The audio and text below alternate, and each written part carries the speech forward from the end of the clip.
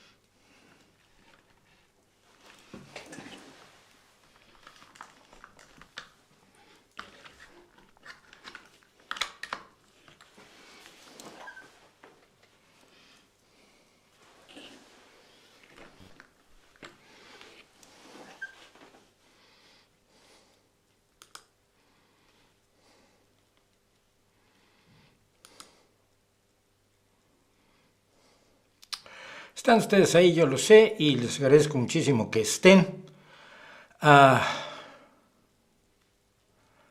Pero pues estamos con un problema de vídeo que no sé de qué o por qué se ha producido, pero que nos tiene fritos. Nada, voy a tratar de resolverlo, estoy en ello. Suplico su comprensión.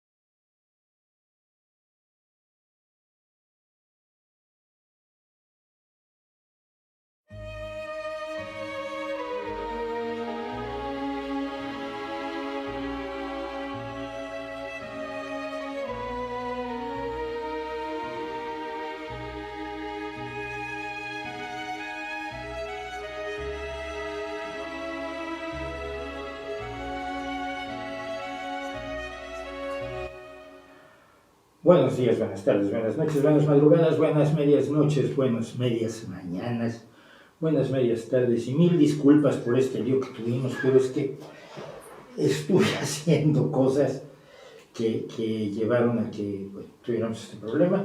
Mil disculpas, por supuesto, por estos 4 minutos que les he hecho perder de su vida y que nunca los van a recuperar. Bueno, esto es El Rey va Desnudo en su versión de los jueves, que se llama Revista Semanal, como todo el mundo sabe, porque repasamos cosas más o menos que pasaron en la semana o que me llamaron la atención en la semana. Y yo soy Mauricio José Schwartz, el único responsable de todo esto que pasa, incluido el desaguisado de que la cámara estaba desconectada. Es así de sencillo. Así de sencillas son las cosas. Yo cuando trabajaba en producción audiovisual, me pasaba mucho que tenías de pronto una avería monstruosa, está por empezar el espectáculo y no funciona nada, y tienes 400 personas en una sala allí, y además no es al público, ¿sabe? Generalmente a vendedores o a miembros de personal de las empresas para las que trabajábamos, lanzamientos de producto, entrega de reconocimientos a los mejores vendedores, este tipo de cosas, y siempre era un cable, siempre era un cable. Y en una ocasión, no están ustedes para saberlo ni yo para contarlo, pero en una ocasión habíamos alquilado una mesa de mezclas de 16 canales, una Tascam preciosa, y en un momento dado entro yo a la zona de proyección y está uno de mis técnicos con un destornillador quitándole la tapa a aquella mesa de mezclas. Y voy y le digo, oye, ¿tú sabes lo que hay dentro de eso? ¿Sabes repararlo? No, porque voy a ver qué es, porque no funciona la mesa de mezclas. Y mira, deja el destornillador un segundo, me fui siguiendo el cable, estaba desenchufada la mesa de mezclas, y así no funcionan las cosas que funcionan con electricidad. Sin electricidad no funcionan menos, simplemente no funcionan. Y en esta ocasión lo que tuvimos fue otra vez un error de un cable. Siempre eran los cables, nunca eran las computadoras u ordenadores, nunca eran los decodificadores, nunca era la mesa de sonido o la grabadora, siempre eran los estúpidos cables, son los que nos generan problemas. Entonces, bueno, pues les quiero agradecer como siempre su apoyo en Patreon o en PayPal. Patreon a la izquierda arriba, en Patreon nos pueden hacer una donación mensual convirtiéndose así en mecenas de este canal. Patreon son mecenas de este canal. Y en la que está abajo a la derecha está en PayPal, pueden hacer una donación por una única vez y los enlaces están en la descripción, no están en la pantalla, sino están en la descripción del vídeo para que nos hagan favor de apoyarnos. Todo lo que se tiene aquí, todo lo que se hace, este ordenador, este monitor, la cámara, el micrófono, las luces, todas las chucherías que pongo aquí atrás, son producto de sus donaciones y del apoyo que nos dan ustedes, porque contrario a lo que crean algunos que son muy poco listos, pero muy imaginativos, no me estoy haciendo rico en este canal, ni tengo un surplus así, un excedente notable como para incluso pagarme el trabajo. Ya quisiera yo dedicarme a esto, lo digo siempre, pero como no se puede, pues hago lo que se puede, que sí se puede hacer. El día de ayer pues no hubo video de a fondo, por primera vez en mucho tiempo. Ahora sí me alcanzó el destino, era absolutamente imposible por la carga de trabajo real del que tengo. Lo que quiero hacer es esto, por lo que me da de comer es otra cosa. Y la carga de trabajo que tenía yo y en parte la complejidad del guión que me planteé, que lo tendremos el próximo miércoles, no pasa nada, hizo que fuera imposible que grabara y editara yo el video de hoy, que correspondía al día de ayer. Mil disculpas a todos ustedes, pero la vida es así, tampoco le puedo cambiar nada más al gusto. Entonces, pues, mil disculpas. Hoy en cosas que sabemos, me están reclamando alguien, ahora lo vamos a ver, me está reclamando alguien y tiene razón, que íbamos a hablar de las neveras, refrigeradores o frigoríficos. Dios mío, va a hablar para un público hispanohablante, pero de distintos lugares, con sus idiolectos propios, francamente me llega a ser problemático. Pero que cómo funciona una nevera, refrigerador o frigorífico. Y por la entrevista que tuvimos con mi querido Jesús Manuel Pérez Triana, pues no le hice. La semana próxima me comprometo a poner las cosas que sabemos. Pero en este caso, esta es una de las mujeres que yo más admiro y que tiene mucho que ver con lo que hablábamos la semana pasada, que es la maldad y la ignorancia y la falta de comprensión de los intereses y a veces posturas de otros. Como lo van ustedes a ver, esta mujer estuvo en el lugar correcto, en el momento correcto, cuando se estaba tratando de comercializar la talidomida en los Estados Unidos. La talidomida ya se había comercializado en Europa. En algunos países se les han seguido pagando indemnizaciones a las víctimas de la talidomida, los niños que nacieron con problemas de las extremidades superiores e inferiores, o de las dos, o de las cuatro, por ser exactos, debido a que sus madres tomaron talidomida en las primeras etapas del embarazo. En España, por cierto, no se ha dado la indemnización a las víctimas, no porque el gobierno no quiera, sino porque los tribunales no lo han concedido. Pero cuando se trató de comercializar en Estados Unidos, entró en acción esta mujer, y gracias a que sabía cosas, y gracias a que pensaba distinto, y gracias a que tuvo todo el apoyo de quienes la rodeaban, logró impedir que en Estados Unidos hubiera una tragedia como la que hubo en Europa. Me parece toda la normativa para la autorización de medicamentos en todo el mundo es lo que es hoy, ahora, gracias a Frances Oldham Kelsey, una científica de un nivel del que deberíamos tener más Frances Oldham, menos María Elena Álvarez Bulla y cosas por el estilo. Así que los invito a que lo vean. Y vamos a ver, pues, como siempre, un poco de nuestro chat. Luego me quedo atorado, y cuando el podcast suena horroroso porque hay unos silencios así donde parece que yo me volví Biden y me quedo o Trump, que también tiene unos... y se queda así como protagonista de The Walking Dead. Pero bueno, ¿de dónde sacó lo que la izquierda implica austeridad en el gobierno? No lo sé, porque AMLO no es de izquierda, lo repito por chiflonésima vez, lo voy a decir toda la vida. Y cuidado, porque Claudia Sheinbaum sí es de la antigua izquierda leninista, revolucionaria y guevarista, fidelista, enamorada de la Unión Soviética. Todo esto es lo que era esa izquierda universitaria que yo conocía, en la que yo me desarrollé. Pero López Obrador no es de izquierda. Él cree que la austeridad en el gobierno debe aplicarse por sus creencias religiosas. Él cree en la austeridad o el privarse de cosas como algo. Él no se priva de mucho, ¿no? Pero cree que hacer que la gente se prive de cosas es grato a Dios, es la visión religiosa que él tiene. Y mucho de lo que ha hecho López Obrador está más empapado de su visión religiosa que de sus creencias políticas, que yo insisto que no tiene, insisto en que carece completamente de una posición política definida. Yo estoy seguro que cuando habla de neoliberalismo no sabe lo que está diciendo. Sí, ya sé que en sus libros lo dice, pero sus libros no los escribe él, o no, me niego a creer que los escriba él.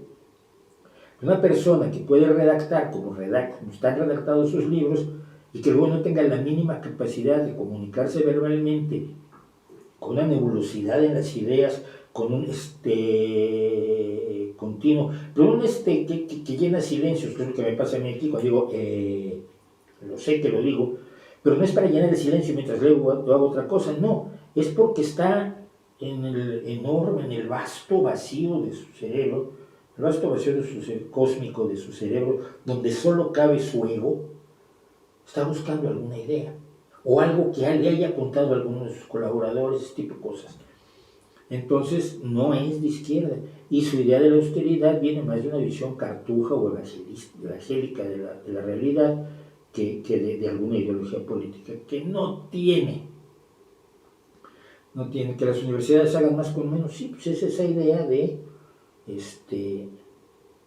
monje cartujo, ¿no? Voto de obediencia, castidad y pobreza. Y la obediencia tiene que ser a él y la pobreza pues, tiene que ser para todos, menos para sus hijos. Sus hijos sí ya pueden hacer negocios. Bueno, ¿qué tal la mañana de microcismos en la Ciudad de México? Pues no lo sé, porque no estoy en la Ciudad de México, como saben ustedes, estoy en Gijón, Asturias. ¿Qué tal la mañana? ¿Cree que el Líbano va a acabar como Gaza o que se extenderá la guerra por todo el Oriente Medio? No lo sé. Y obviamente el único que lo sabe es el señor Netanyahu, que no es un señor, por supuesto, y cuya locura va en aumento, cuya locura va creciendo de una manera tan brutal que yo espero que hasta Estados Unidos reaccione y le diga hasta aquí, ni un paso más. La locura de Netanyahu es absoluta, es total. No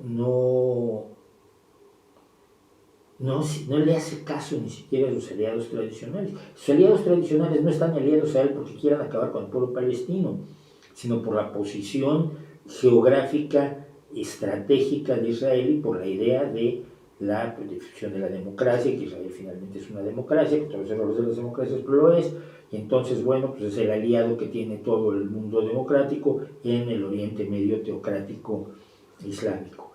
Pero incluso esos aliados están empezando a sentir que le sale muy caro el señor Netanyahu. No sé qué vaya a pasar.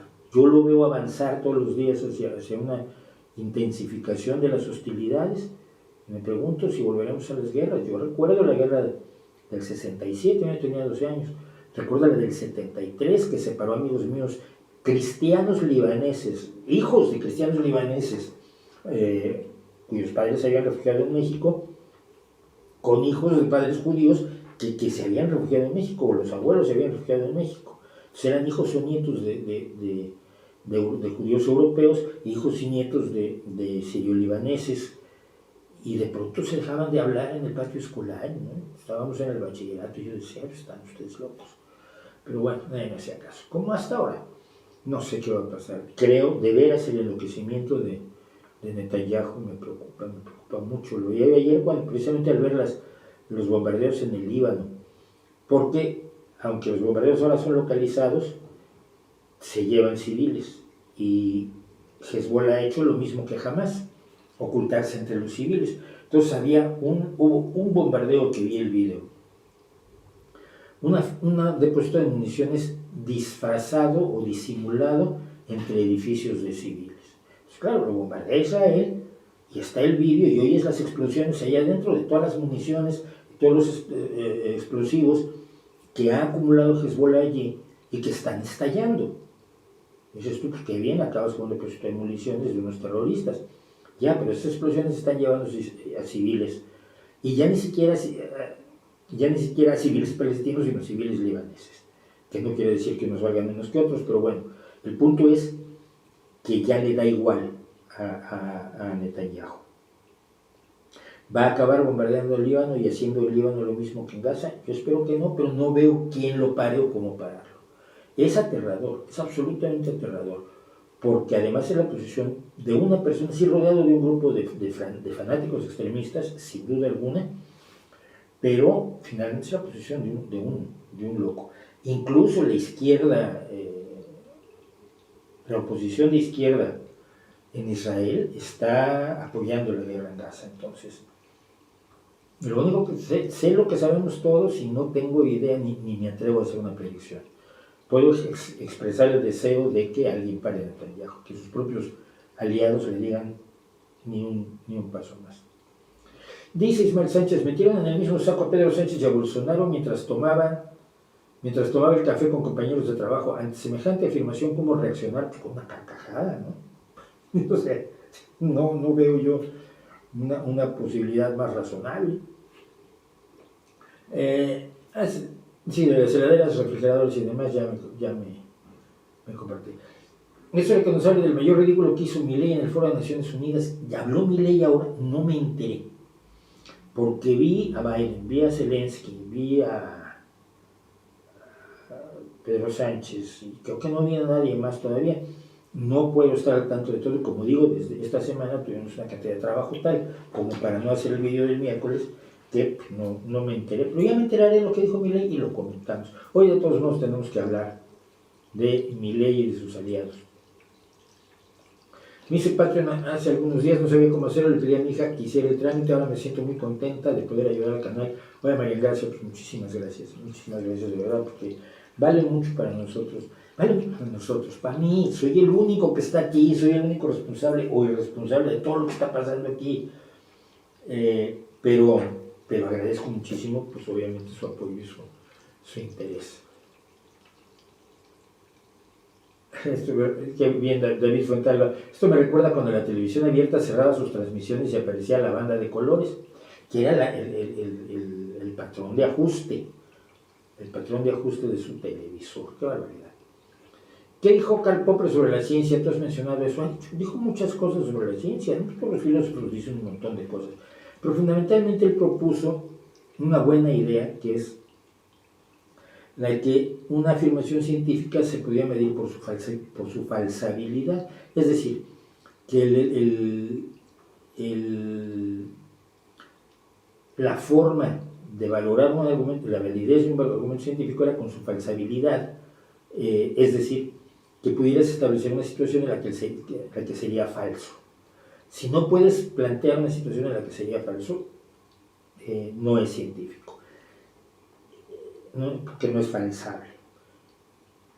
Es la afirmación de que todos los cisnes son blancos. ¿Cuál sería la situación que falsaría esta situación? Que pareciera un cisne negro. Tú dices, Dios lo hizo todo, ¿cómo lo falsas? Pues no lo falsas o no lo falsabilizas, y entonces, por supuesto, no es una afirmación falsable. Pero muchos científicos, de los que sí hacen cosas, no los que hacen filosofía de la ciencia. Popper estudió ciencia, por luego se dedicó a la filosofía de la ciencia. Los científicos que hacen ciencia han tenido grandes críticas a esa Popper, porque hay cosas que se demuestran aunque no sean falsables, y su demostración basta para que las aceptemos. Entonces, pero los filósofos, sobre todo, y las personas que asumen que la filosofía es tremendamente relevante para la ciencia, con frecuencia dicen que Popper estableció el criterio fundamental separación entre la ciencia y la no ciencia, ¿no?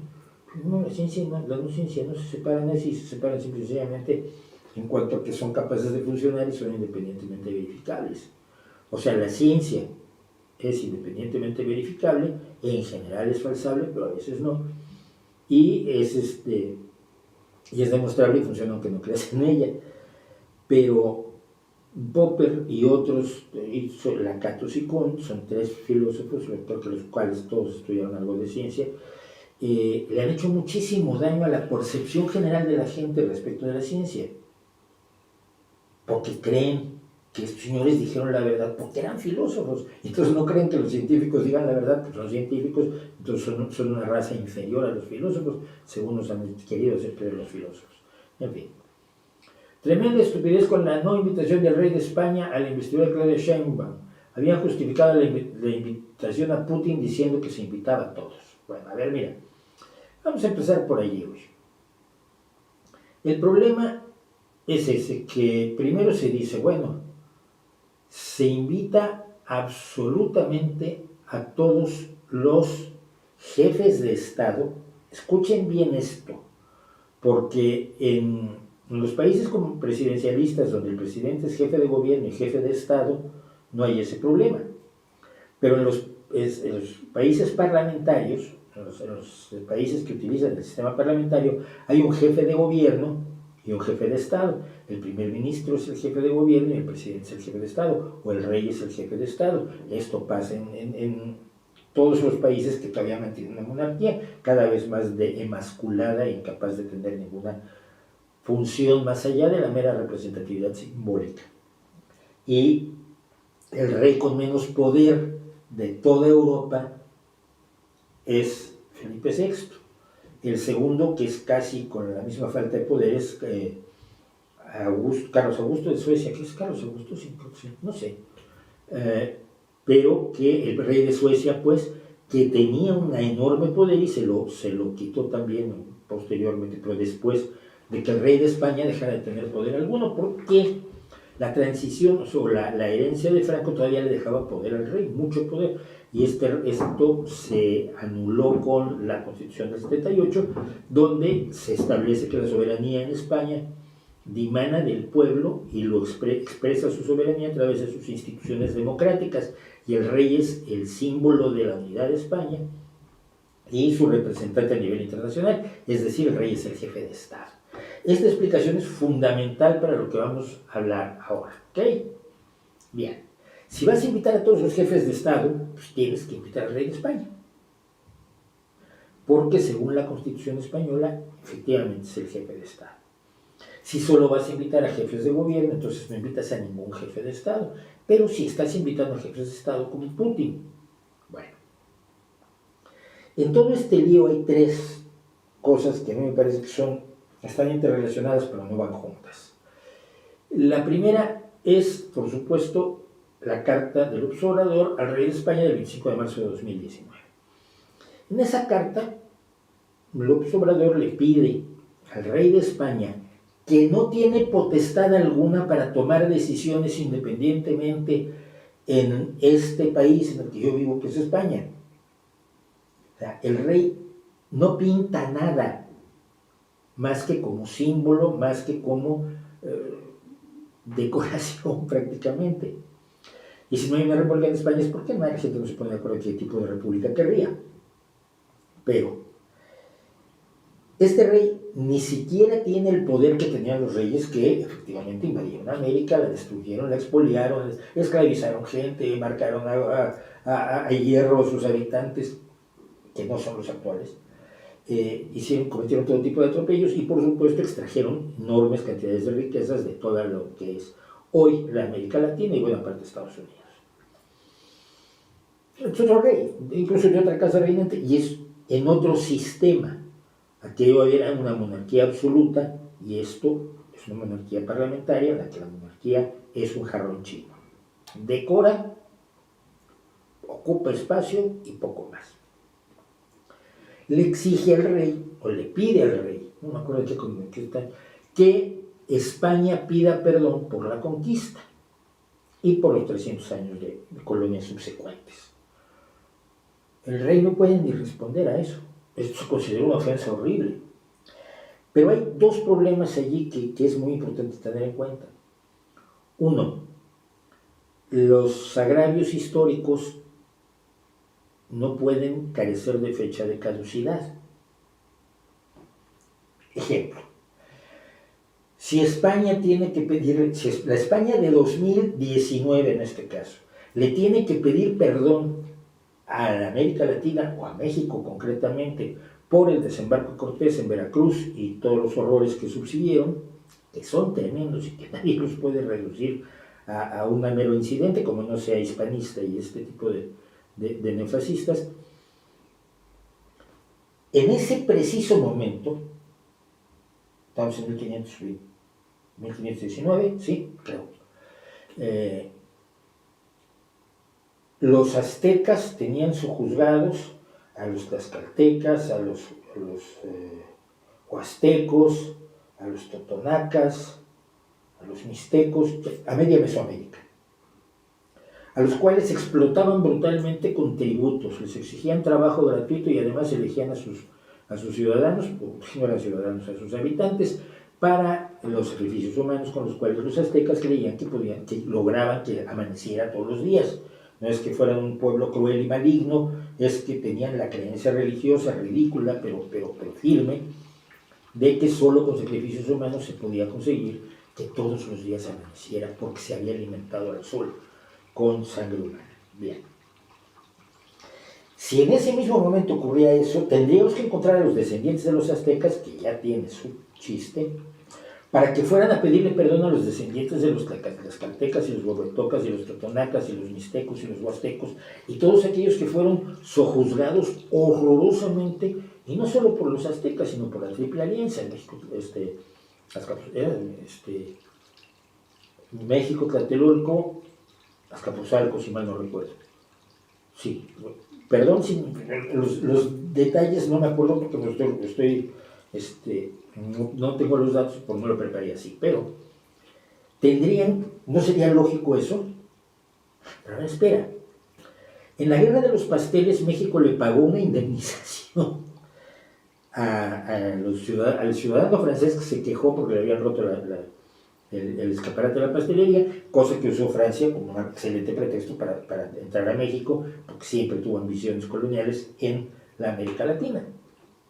Entonces fue la primera intervención francesa, la Guerra de los Pasteles. Se le pagaron.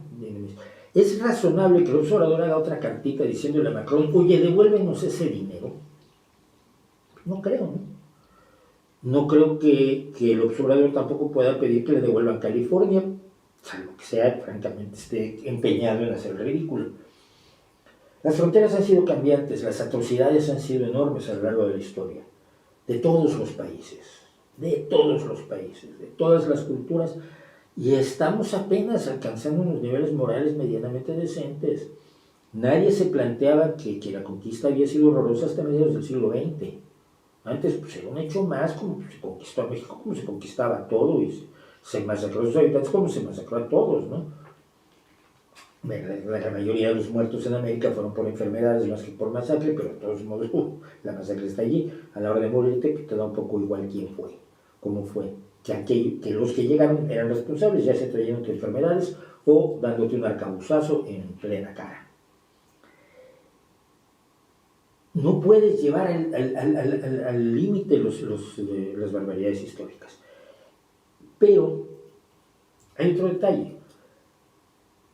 Esta es la portada del Tratado Definitivo de Paz y Amistad entre la República de México y su Majestad Católica, que en aquel entonces era Isabel II, pero como era menor de edad, su madre fungía de regenta. ¿Ok? Y dice, este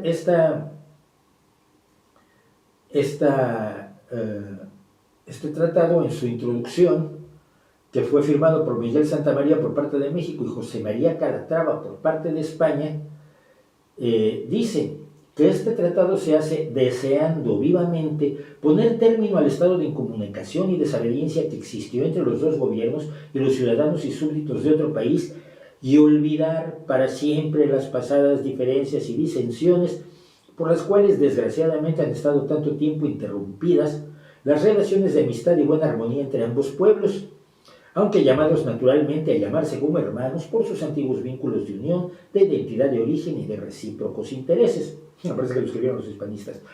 Pero el punto es que México firmó este compromiso de olvidar para siempre las pasadas diferencias y disensiones.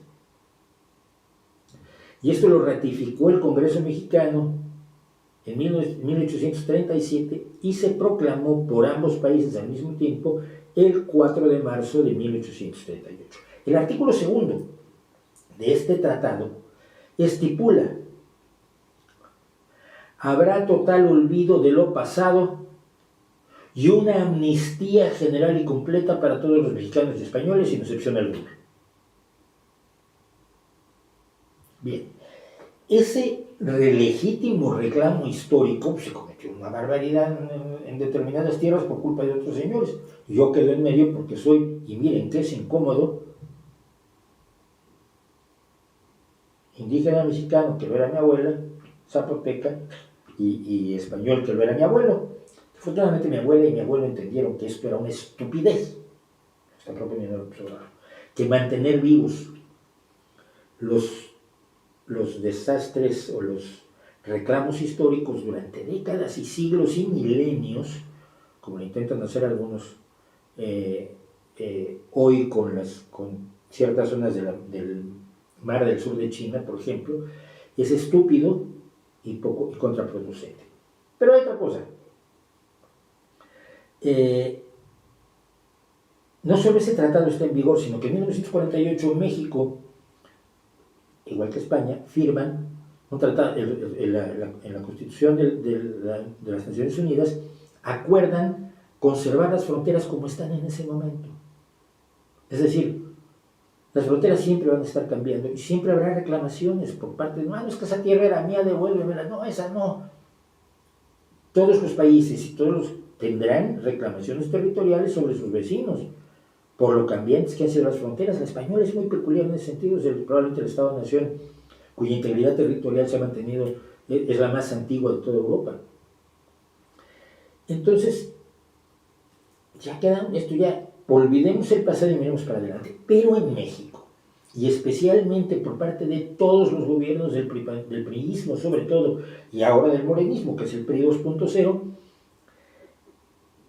el pelear las batallas del pasado incesante y eternamente ha sido el gran pretexto para no pelear las batallas de hoy. Que se pida perdón López Obrador, su parte cántabra, porque él se presume de ser cántabro, estuvo en el pueblo de su abuelo, como yo estaba en el del mío, en Asturias, que es mejor. Estuvo en Cantabria y presumía mucho de su abuelo español. Vale, porque tu mitad española le digo a tu mitad española, a tu mitad indígena, oye, pues aquí hubo un problema. Porque mira, todos los mexicanos que tienen apellido español son los descendientes de los que cometieron las atrocidades. Los que están aquí en España no se fueron allá a cometer atrocidades. ¿Ya? Bueno. Dicho esto,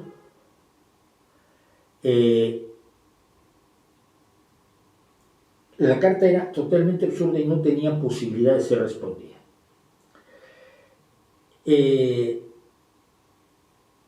Pero dice Sheinbaum que debido a que no le respondieron, por eso no ha invitado al rey de España, que como digo, constitucionalmente es el jefe de Estado en España y por lo tanto, según, aquí ya salimos del rollo histórico y vamos al rollo diplomático.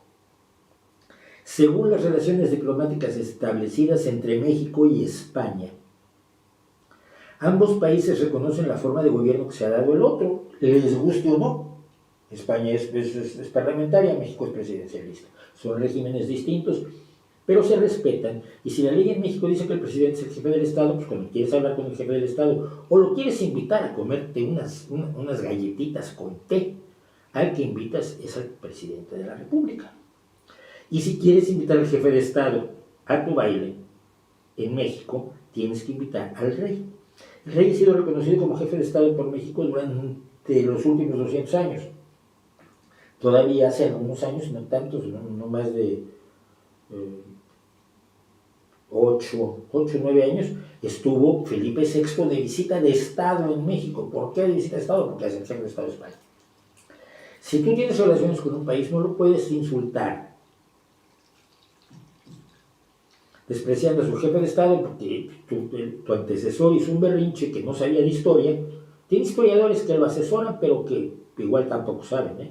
O estaban ese día, pues no sé, de visita de trabajo en una cantina, y entonces pues, no le dijeron que existía el tratado este. ¿Okay? Y entonces pues, a ella tampoco le dijeron que existía este tratado, ni que existía el tratado, ni que existían las relaciones diplomáticas con España, ni que existía la Carta Fundacional de las Naciones Unidas. Y entonces ella hace el ridículo de no invitar a Felipe VI. Desde el punto de vista del derecho internacional, esto tiene la siguiente gravedad. Yo soy Inglaterra y tengo tratados internacionales con México. Tengo ahora motivos para estar un poquito más preocupado de que a México se le ocurra que esos tratados valen queso. Ya no me gustó. Ahora te subo la apuesta. Oye, pues ya acabó la partida, ya guardamos las barajas y todo. No, te subo la apuesta. Y no digo, o Bolivia, o Argentina, o Tuvalu, o todo país que tenga tratados internacionales con México, o toda organización, la Organización Mundial de la Salud, la Organización de las Naciones Unidas, la OSCE, todos los que tienen tratados con México, pueden estar un poquito más preocupados hoy, porque México se ha pasado por el forro de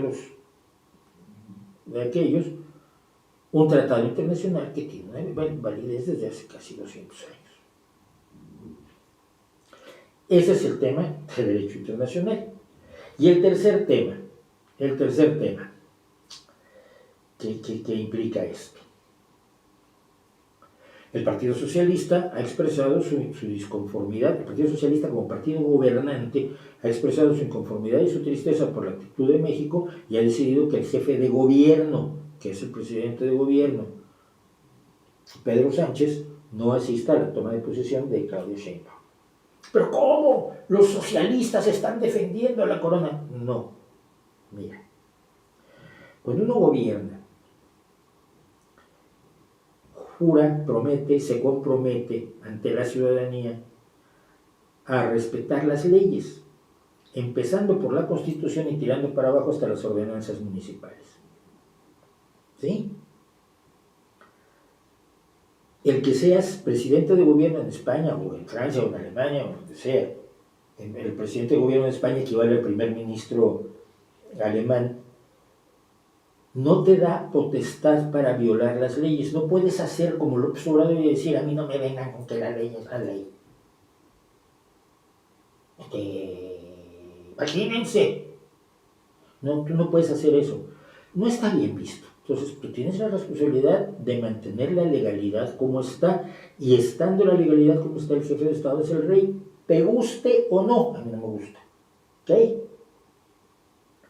Pero cuando tienes una ley que no te gusta, una forma de abordarlo es como lo ha abordado López Obrador, que es infringiendo las leyes, alterando la normativa o haciendo caso omiso de ellas. En los países democráticos lo que se trata de hacer, la forma de abordar una ley injusta o una disposición inadecuada en una constitución, etcétera, etcétera, etcétera, pues es cambiar la ley. Y para eso tienes la soberanía del pueblo depositada en los señores mexicanos que han elegido como sus diputados o senadores.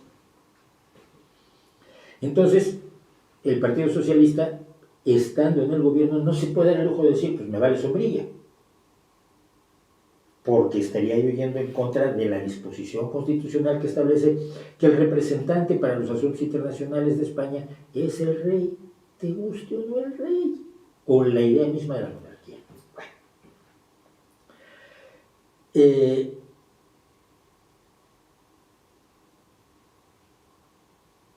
Todo esto se resume en el hecho de que parece muy fácil desde fuera resolver esta situación, pero desde dentro y en una situación de gobierno, y en una situación de derecho internacional, y en una situación de lógica de relaciones entre países, no lo es. Y quien ha hecho mal, desafortunadamente, es el gobierno mexicano desde el primer momento, desde la Carta de 2019 hasta hoy. Ahora, cuando prefieres a Putin, que hace cosas, a un rey que no hace nada, pues no hace nada. Es un símbolo nuevamente, es como la bandera o como el escudo. Estás dando una mala imagen internacional y al infringir un tratado. Hasta ahí lo puedo dejar. Yo preferiría que las cosas fueran absolutamente distintas, pero la realidad, les guste o no a muchos, es que efectivamente ha cometido un error el gobierno mexicano y lo sigue cometiendo, y en manos de Claudia Sheinbaum, que aunque no sabemos qué va a hacer, sabemos al menos lo que pensaba cuando fue miembro del comité estudiantil universitario, con su ex marido, el corruptazo Carlos Imaz, corruptazo del gobierno de López Obrador en la Ciudad de México, y que bueno, ahora ya salió de la cárcel, ya está libre, ya el gobierno le está publicando sus libros con dinero de todos. El futuro no es muy luminoso. Dice, tolerancia del sexenio, lo vamos a hacer un poco después. No soy fan de Metallica, cantaron La Negra Tomasa y La Chona en los conciertos de México. ¿Por qué? Porque sí. Por lo que decíamos la semana pasada respecto a la forma en que los estereotipos tienen absolutamente ocupado el pensamiento mexicano y me rompe el alma, hubiera sido genial que cantaran un rock mexicano, que cantaran a Real de 14, ¿te imaginas? Aunque fuera un rock en inglés, Caminata Cerebral Caminata Cerebral es de Love Army, ¿no? Caminata Cerebral tiene versión en español y en inglés. ¿Te imaginas a Metallica reventándose Caminata Cerebral? Es de los Dux. Creo que es de los Dux. No, es de Love Army. Perdón, estoy dándome de acordar del sonido, y claro, tiene la sección de metales, que era lo más maravilloso de Love Army, y el bajista, que es Dios. Bueno, y hubieran tocado Caminata Cerebral, que hubieran tocado una canción de Real de 14, porque La Negra Tomasa no es de Caifanes, es una onda cubana antigua. Lo hicieron porque así llegan a los mexicanos, porque si no, ¿por qué no hacen una canción de The Warnings y The Warnings se hace famoso haciendo un cover de Enter Sandman? Porque la gente que está a su alrededor les ha dicho, no, mira, no puedes hacer nada del rock mexicano porque se le detesta, échate una onda más bien así como rancherona. De eso le emociona a la gente, ahí están atrapados. Y si te pones un sombrero de charro, no sé si se lo pusieron, si te pones un sombrero de charro,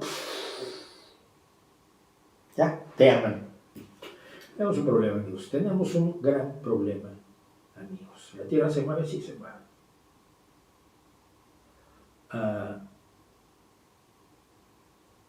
Está seleccionado el micro equivocado, si oye algo de eco. Uy. Déjenme ver si puede ser.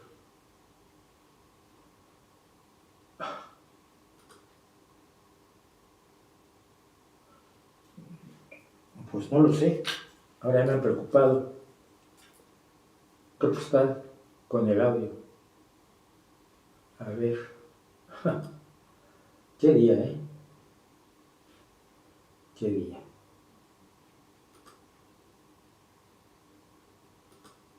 Ahí se oye mejor, ¿no?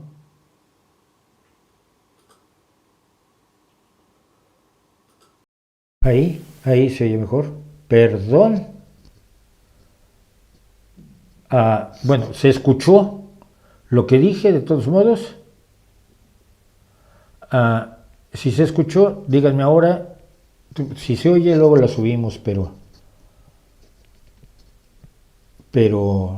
sí, lo siento, estaba elegido mal el micrófono. Tocamos algo cuando estábamos en la desesperación por la cámara, mil disculpas.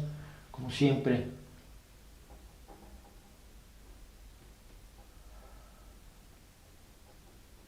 A cada país que va a meterle que interpretan alguna canción popular, sí, pero ¿por qué no interpretan pues, una canción ya, mira, si mucho te apura de Café Tacuba, ¿no? Una de Guacarrock, no sé, de Tex-Tex. A mí me encantaría ver al guitarrista haciendo algo de los solos de guitarra que hacía Lalo Tex, que era impresionante. Hay mucho que hacer. Alguna de Rodrigo González, hombre. Una de Gonzalo Rodríguez. Una de Rafael Catana. Una de Armando Rosas. Hay música mexicana posterior a la Negra Tomás y a la Chona. Pero no conviene porque la gente no la conoce, porque eso no es nuestro. Y en esa se la ha pasado mucho rato.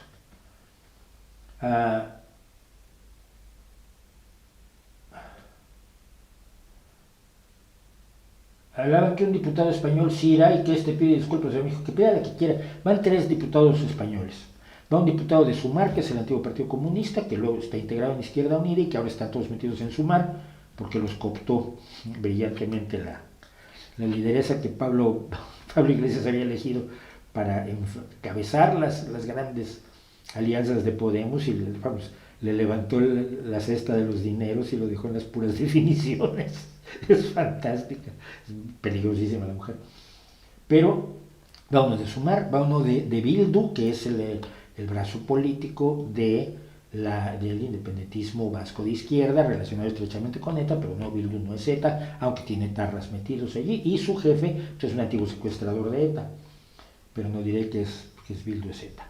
Y luego viene otro de Podemos, lógicamente, pues ahí están todos los amigos de Podemos, ¿por qué no va a ir uno de Podemos?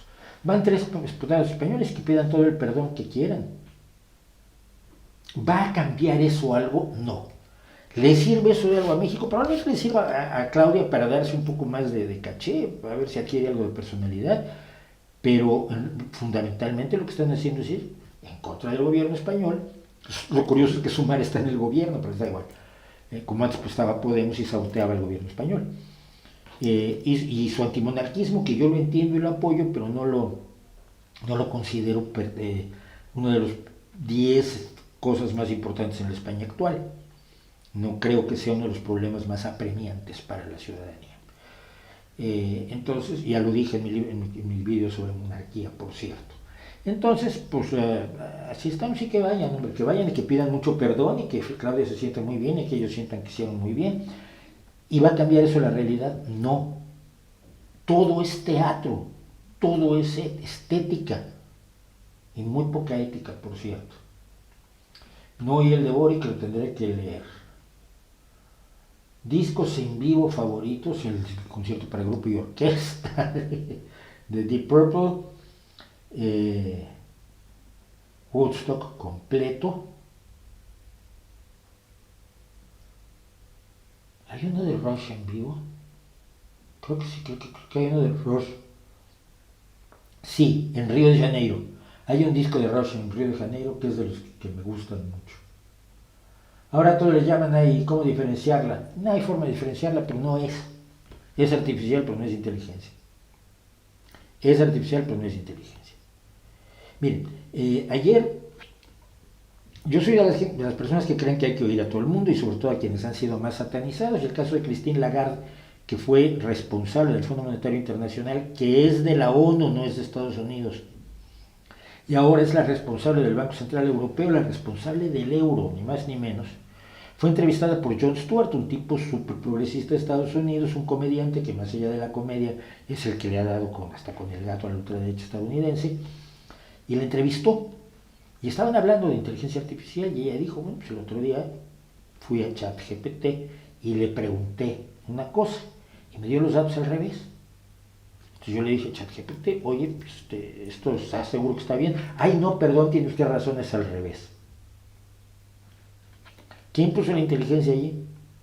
La acumulación bestia de datos la hizo la inteligencia artificial, pues sí, es lo que sí es un acumulador de datos. Pero inteligencia todavía no tiene. Ni un poquito. Entonces, hay muchos algoritmos que son útiles a los que le están llamando inteligencia artificial porque vende, pero no existe la inteligencia artificial todavía y ni va a existir. Yo la vengo yendo desde que Marvin Minsky nos la prometió en los años 70, de esto hace 50 años.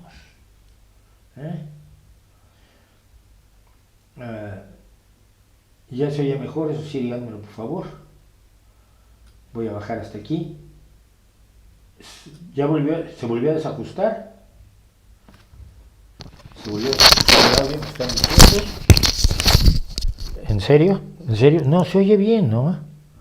Yo estoy oyendo no lo que salga de aquí.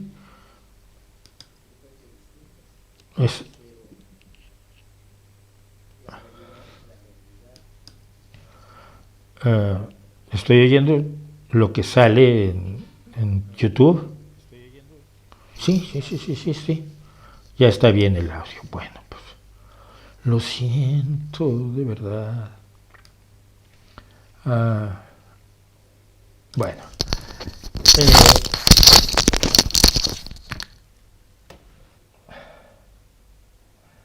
Cuando hablo Milei yo dejo de ser argentino y paso a ser lo que sean los argentinos, es una vergüenza. Oye, no, porque imagínate que cuando habla AMLO dejo de ser mexicano, o cuando habla Abascal dejo de ser español, no me jodas, ¿no? No. 10 años de Ayotzinapa, 10 años sin culpable, tu opinión, please. Mi opinión es que fueron asesinados por el ejército, ¿qué más quieres? Está ampliamente demostrado, pero luego como hay que lavarle la cara al ejército, que ya no mató ni a nadie en Tlatelolco, según López Obrador, pues entonces nunca se va a resolver. Nunca se va a resolver lo que ya estaba resuelto. Dupliquemos los me gusta. Somos 200, hay 100 me gusta, sí. Dupliquémoslos. Hay el no me gusta de siempre, el uno de no me gusta, que sí queda 99. Lorena Zavala, gracias por insistirles. ¿Qué hacer con organizaciones como Hamas y Hezbollah que abiertamente incitan a la violencia contra sus detractores? Pues a acabar con ellas. Con esas organizaciones terroristas se acaba.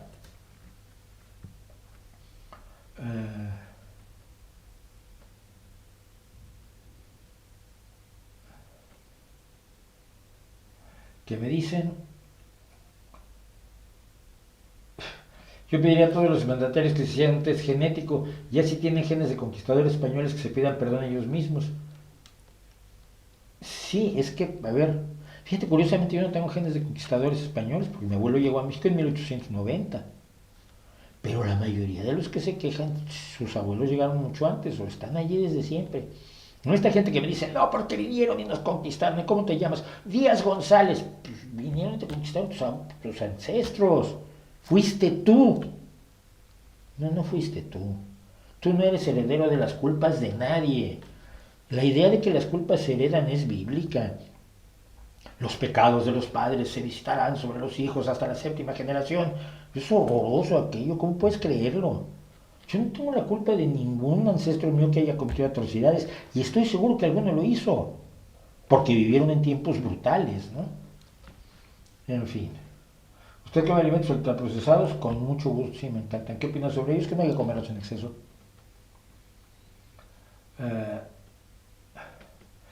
Usted dice que los reyes no pintan nada, siendo así está de acuerdo en que sigan existiendo. El problema es, yo hablo exclusivamente de España, porque el rey de Inglaterra pinta un montón. No estoy de acuerdo que sigan existiendo, pero no me molestan tanto como para hacerlo uno de los... En España no me molesta tanto la existencia del rey como para convertirla en una prioridad. Convertirlo en una prioridad como si fuera Alfonso XIII o Isabel la Católica o Fernando VII es una forma de demagogia. Es llamar la atención sobre un problema que no es un problema para quitar la vista de los problemas que sí lo son. Gracias por no apuntarse al indigenismo. Pues no, pero es que ya me peleaba yo con eso cuando estudiaba antropología en México,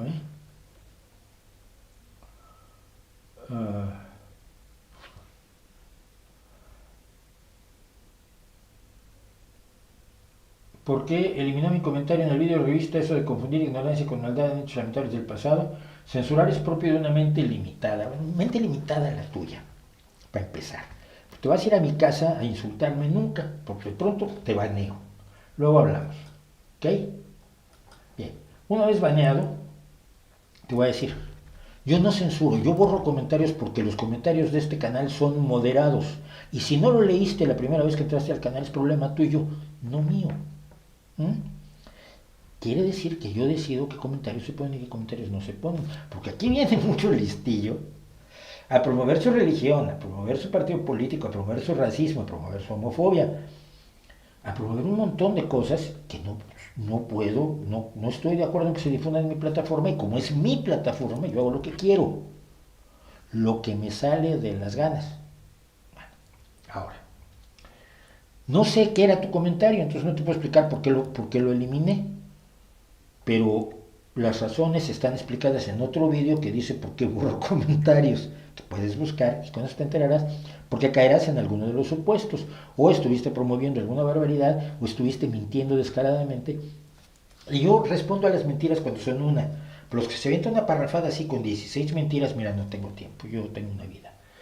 Entonces, la censura es cuando el gobierno te impide ejercer tu libre expresión. Juan Gabriel Casalla, tú tienes un canal de YouTube.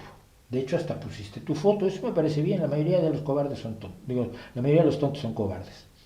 Entonces, en tu canal de YouTube puedes decir lo que se te dé la gana, pues hacer un montón de vídeos contra mí, decir que soy muy feo, que mi barba te da asco, que por qué me tiño los bigotes, que lo que quieras, que soy una mala persona, o como dices, que tengo una mente limitada. En tu canal tienes la absoluta libertad de hacerlo, tienes la absoluta libertad de publicarlo en los periódicos, tienes la absoluta libertad de gritarlo en la calle, o sea que no te ha censurado a nadie, payaso.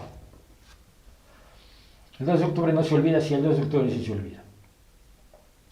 Y el 2 de octubre próximo vamos a hablar de el 2 de octubre, ¿qué les parece? Pero, hablando del indigenismo,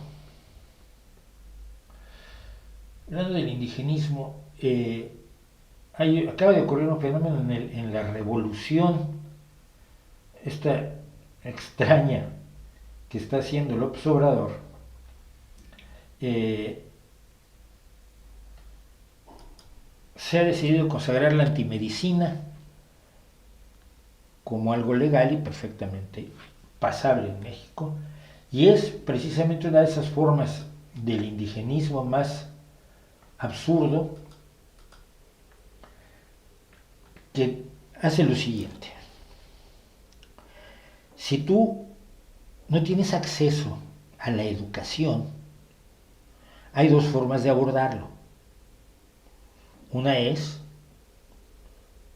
poner una escuela, llevarte profesores, libros, útiles escolares, material para que el profesor pueda impartir su clase, muy probablemente desayunos escolares o meriendas escolares, porque desafortunadamente esa gran cantidad de 25 millones de personas que siguen o que son indígenas en México, que generalmente son pobres, pues van sin desayunar a la escuela. Yo lo vi mucho eso en los pueblos de México, que los niños iban con un café bebido, un café negro sin leche.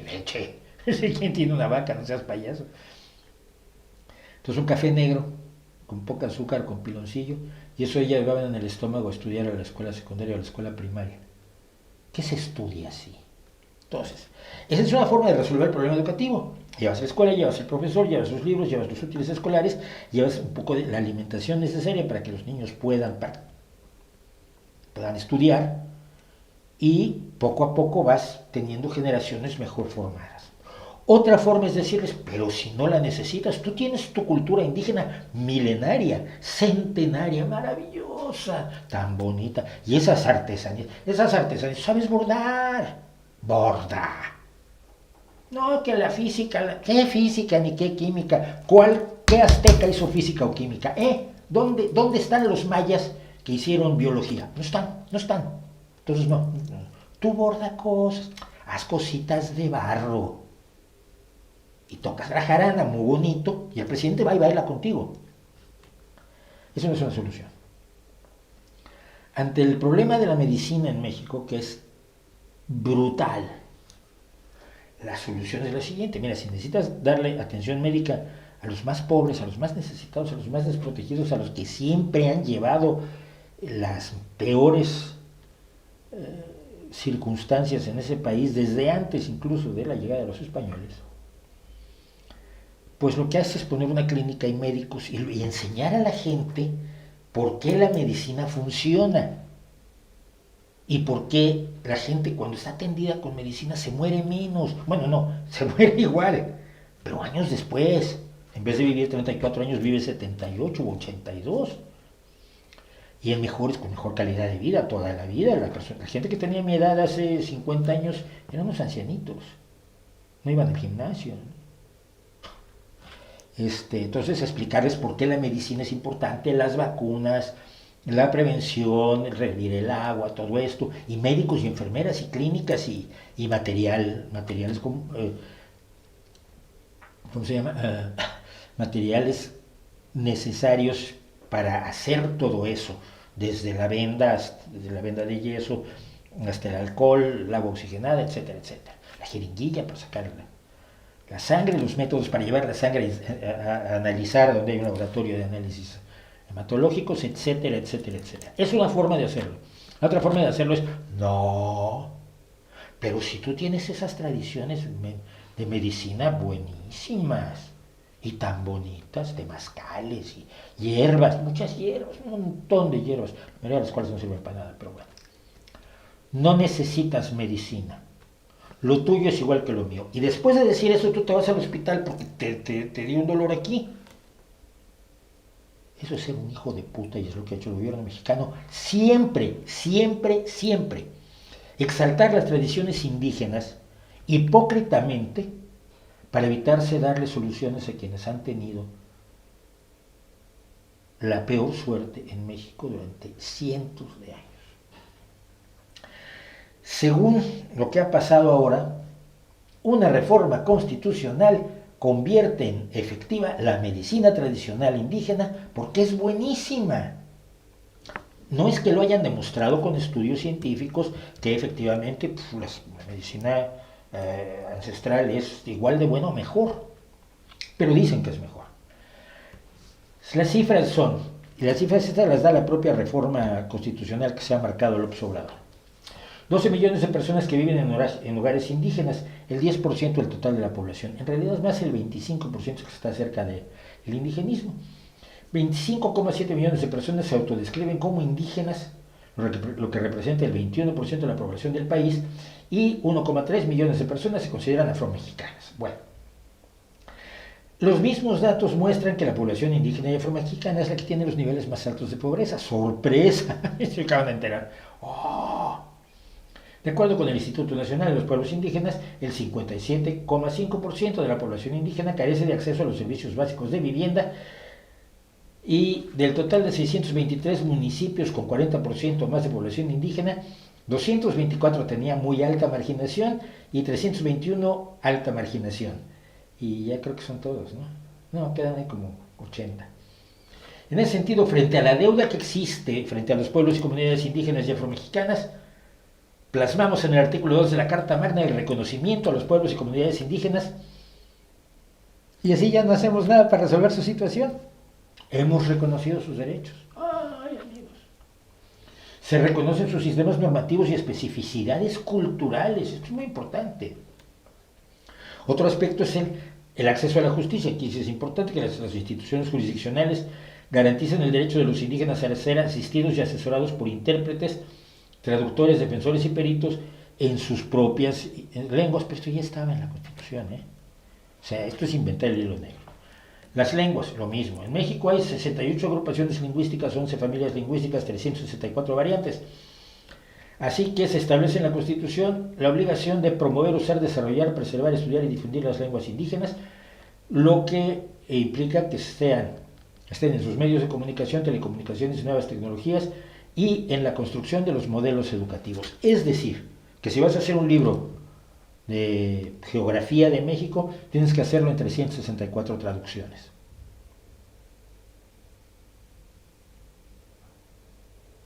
Ahí los que ganan son los traductores, no los indígenas. Te diré, sobre todo porque fortaleces que no conozcan el segundo idioma que deberían conocer, que es el castellano, que generalmente lo conocen. A mí me ha tocado estar en Chiapas con gente que hablaba tzeltal. Y entonces pues, yo hablaba y un amigo les traducía y los tres que estaban allí decían que sí en celtal y hablaban en celtal y luego les respondían y ya me respondía a mí. Después que estuvimos hablando como media hora así, uno de los que hablaban celtal me dijo, pues mire señor, la verdad es que yo creo que usted no tiene razón. Yo dije, yo creo que tú hablas español, dijo, hablas Castilla, ¿por qué no me hablabas en español? Oh, claro, porque tienen miedo a la gente que habla en español. Si son como López Obrador, vas a tener miedo, ¿no? O son como Salinas, o son como Cedillo, o son como los que los han explotado toda la puta historia. Bueno. Pero finalmente, existe la necesidad de expandir y fortalecer el Sistema Nacional de Salud Pública. Sí, pongamos médicos. No, desde una perspectiva intercultural comunitaria en la que se reconozcan las prácticas de la medicina tradicional. ¿Por qué? Por capricho.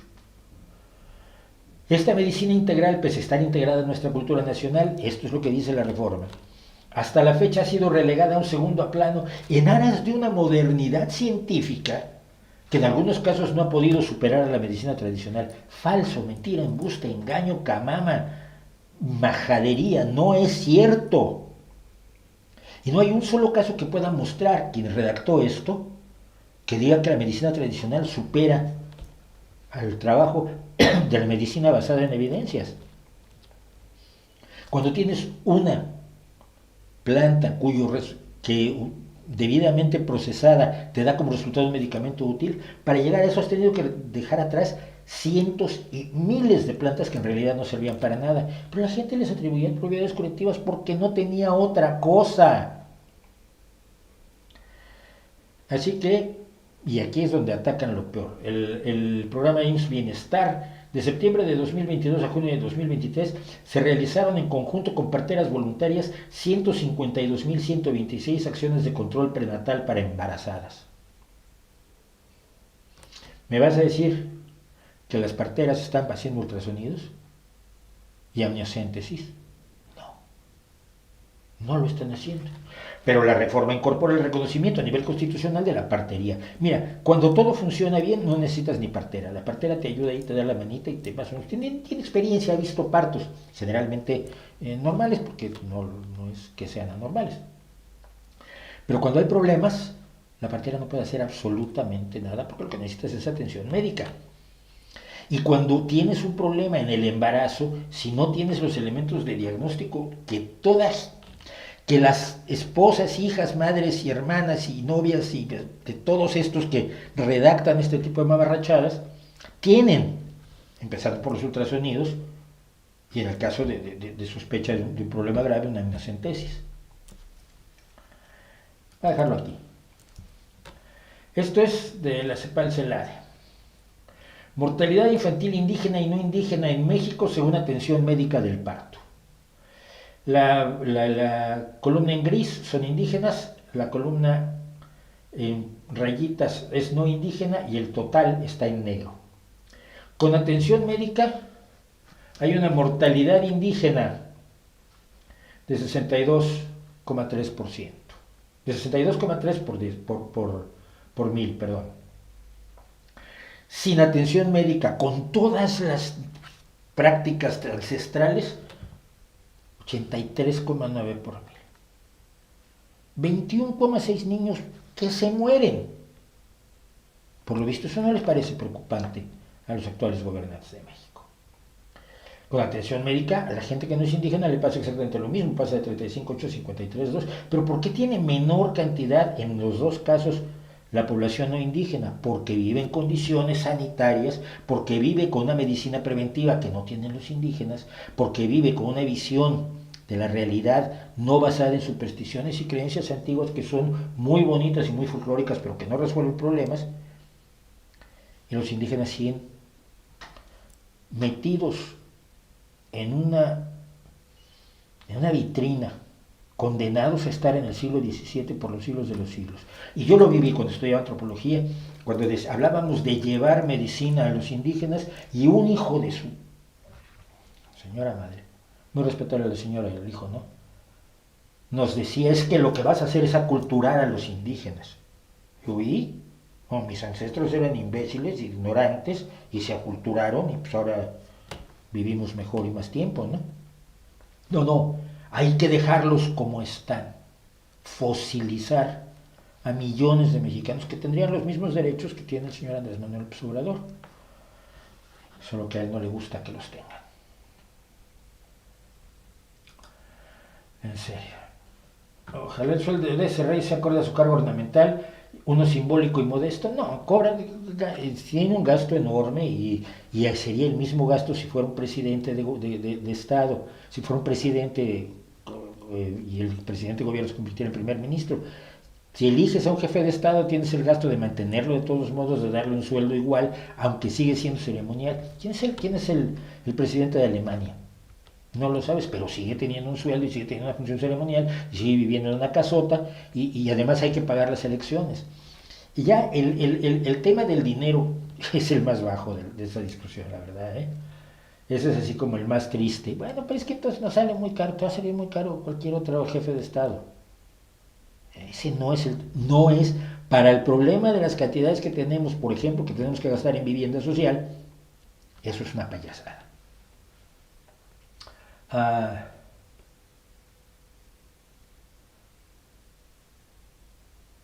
Sus abuelos vieron que están discutiendo entre ustedes.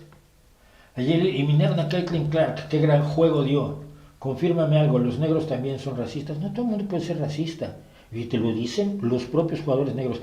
¿Quién era? Dijo, no era Irving. No, porque era su compañero. Uno de los jugadores de los Celtics de Boston, entrevistado muchos años después, contaba, ¿cómo se llama? Además era buenísimo. Bueno, a ver, aquellos 5 eran monstruosos. Yo me acuerdo sobre todo de Marcel, de Parrish y de Larry Bird, porque eran los que formaban el backcourt demoledor. Sí, Larry Bird daba unos pases de fantasía, pero ¿a quién se los daba? Pues a Parrish o a McHale. Pero uno de los jugadores, cuando llegó Larry Bird, blanco. Y lo dice él, éramos racistas. ¿No? Si lo dice él, tendrá razón. Entonces llegué el primer día a jugar con ellos, el chavalito que venía de la universidad, el rubito del pueblo. Y tira, la mete, da 3 pasos atrás. Esto lo hace mucho Steve Curry, por cierto. 3 pasos atrás, mete. 3 pasos atrás, mete. 3 pasos atrás, 5. Dice, vale, juega. Sí, claro que eran racistas, por supuesto. El racismo es atribuirle a una persona defectos, problemas, vicios,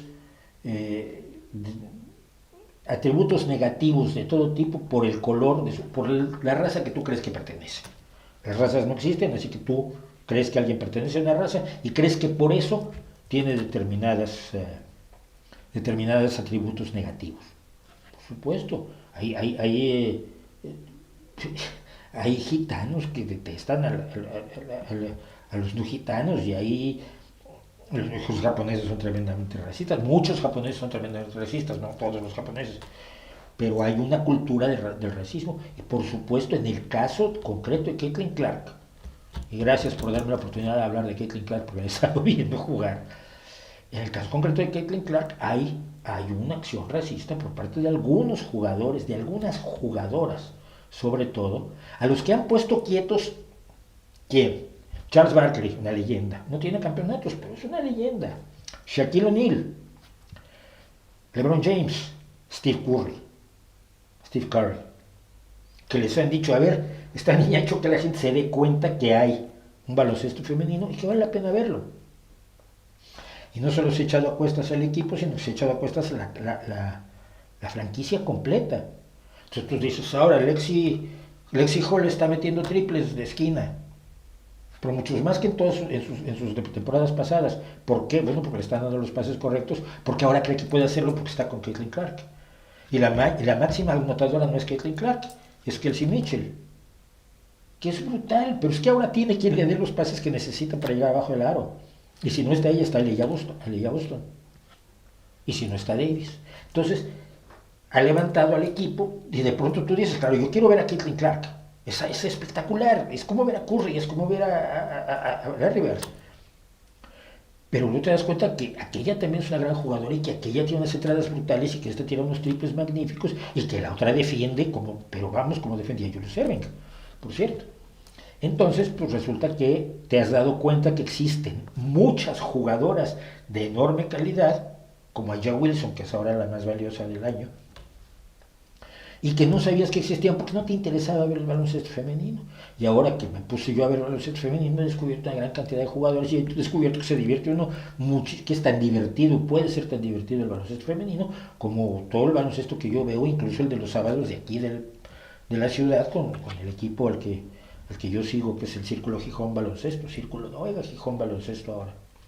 Así que sí hay racismo, pero también hay antirracismo por parte de precisamente compañeras que han tenido que reciclar tanto en Ohio en la universidad como ahora con Boston, con Mitchell, con Davis, con las jugadoras negras con las que está jugando como se juega siempre el baloncesto, entre compañeros y punto. Bueno, yo tengo unas ganas locas de hablar de Caitlin Clark, porque ayer vi el partido y sí, fue lamentable que en los últimos minutos se derrumbara del todo el equipo, porque podían haberlo logrado. Cuando quedaba un minuto todavía podían ganar el partido. Pero el baloncesto tiene esa característica.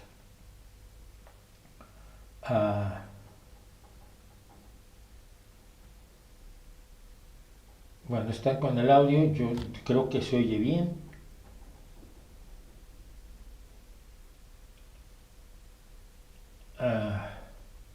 Algo similar a lo que comenta Diana está pasando en Perú, pero con el Congreso que está haciendo leyes para su beneficio y dándose más poder. ¿Cree que hay forma de detenerlo? Los únicos que detienen un gobierno son los ciudadanos. Si no es la ciudadanía, no es.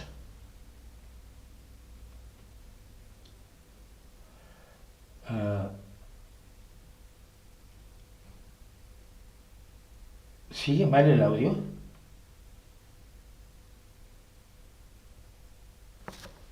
No me vas a decir que estoy hablando por este micrófono, por este.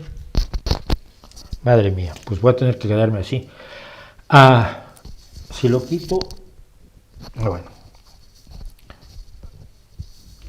me lo están diciendo ahora y es posible que sea cierto, pero bueno, no sé qué decir. Ahí estoy fuera.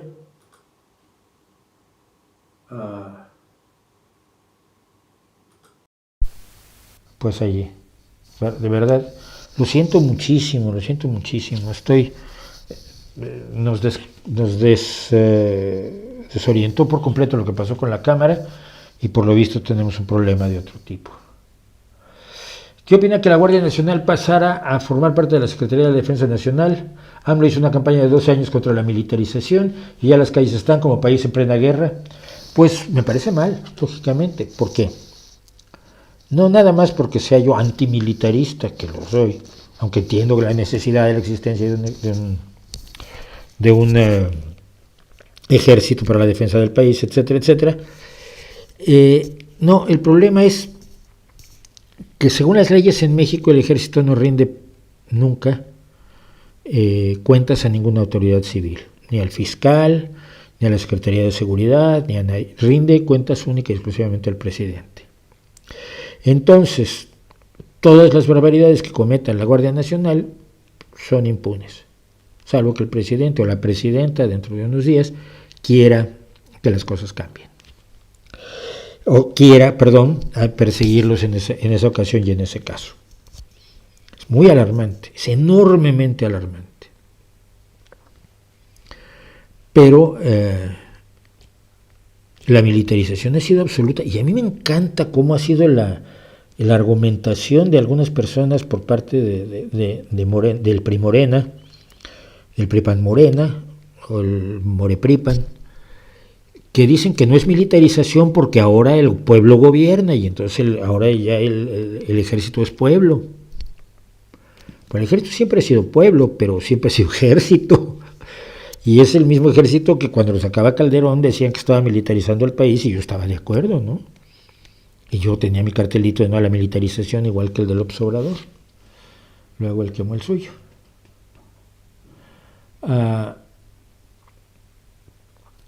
Bueno, el rey de España, aunque no descienda de la misma línea de los reyes, ¿es rey del mismo país? No, porque no es el mismo tipo de rey. Estás necio, Dark Legend, pero necio. ¿No quieres entender que se firmó un tratado? Bueno, pues entonces estás igual que López Obrador. ¿Qué le hacemos? ¿Qué opinas de lo que dijo Pérez Reverte sobre todo este asunto? Que me da exactamente igual. Lo que diga Pérez Reverte sobre este y sobre como cualquier otro asunto del universo.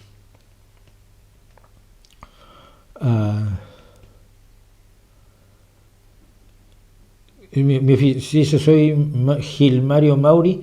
Mi oficio es la construcción. Gracias por toda tu información. La verdad duele, pero ayuda a no caer en estafas. Hasta dan ganas de seguir estudiando. Otro gran abrazo. Muchas gracias.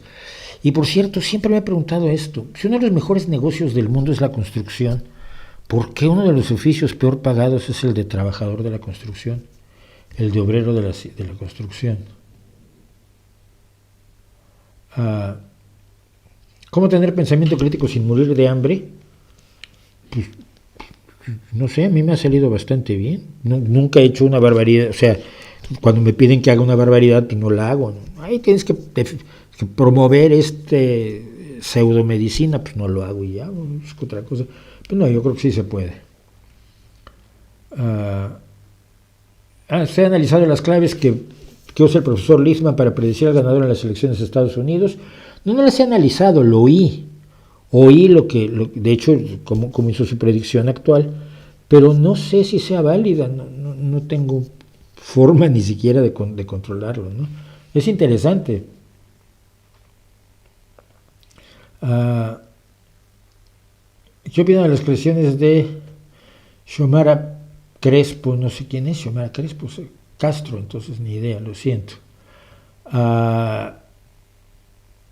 Leo no. La primera vez lo sé leer, las otras no. Tranquilo. ¿Qué piensas de las drogas llamadas enteógenas? Toda mi ideología sobre las drogas está ya ampliamente difundida en varios vídeos. Soy un enemigo absoluto de las drogas. Las drogas enteógenas, despiertan al Dios que hay dentro de mí. No. Juegan con tu química cerebral y te pueden destrozar para siempre. Y te generan una falsedad, una experiencia absolutamente falsa. Y estás jugando con lo más delicado que tienes, con la química de tu cerebro. Si me meto un picayelo aquí, a lo mejor estoy mejor. A lo mejor. Con la lobotomía se creyó eso también. No veo motivo para jugar con la química de nuestro cerebro, con lo que somos nosotros. Bueno.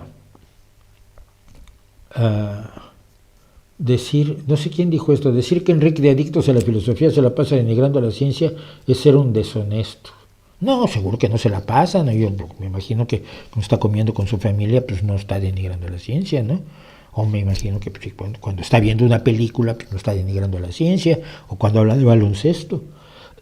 Sí, claro, que no se puede decir en modo alguno que Enrique de Adictos a la Filosofía, sea quien sea, no tengo idea quién es, se la pase denigrando a la ciencia. Hay algunos canales que insisten mucho en denigrar a la ciencia. Eso sí es cierto. Bueno, y llega el momento de hacer cosas que sabemos. No creo que en los 8 minutos pueda yo arreglar lo del micrófono, pero lo vamos a intentar. Entonces vamos a cosas que sabemos, y nuestro video de hoy, que como decíamos hace rato, está dedicado a esta brillantísima mujer que trabajó hasta los 90 y tantos años, además. Es impresionante. Y estoy contando cosas que vienen, pero es que de verdad es de las personas que yo hallo más admirables en los últimos años. Y recuerden esto, la empresa que promovió la talidomida ni sabía lo que iba a pasar, ni creía que fueran necesarios los estudios que eran necesarios, ni la promovió para hacerle daño a la gente y hacer que nacieran niños con el síndrome de la talidomida. Irresponsabilidad puede haber, pero tenemos que ser muy cuidadosos con esos juicios morales que hacemos a veces. Con el método y el rigor de la ciencia llevaron a una revolución que ha beneficiado a todos los consumidores de medicamentos en los últimos 50 años.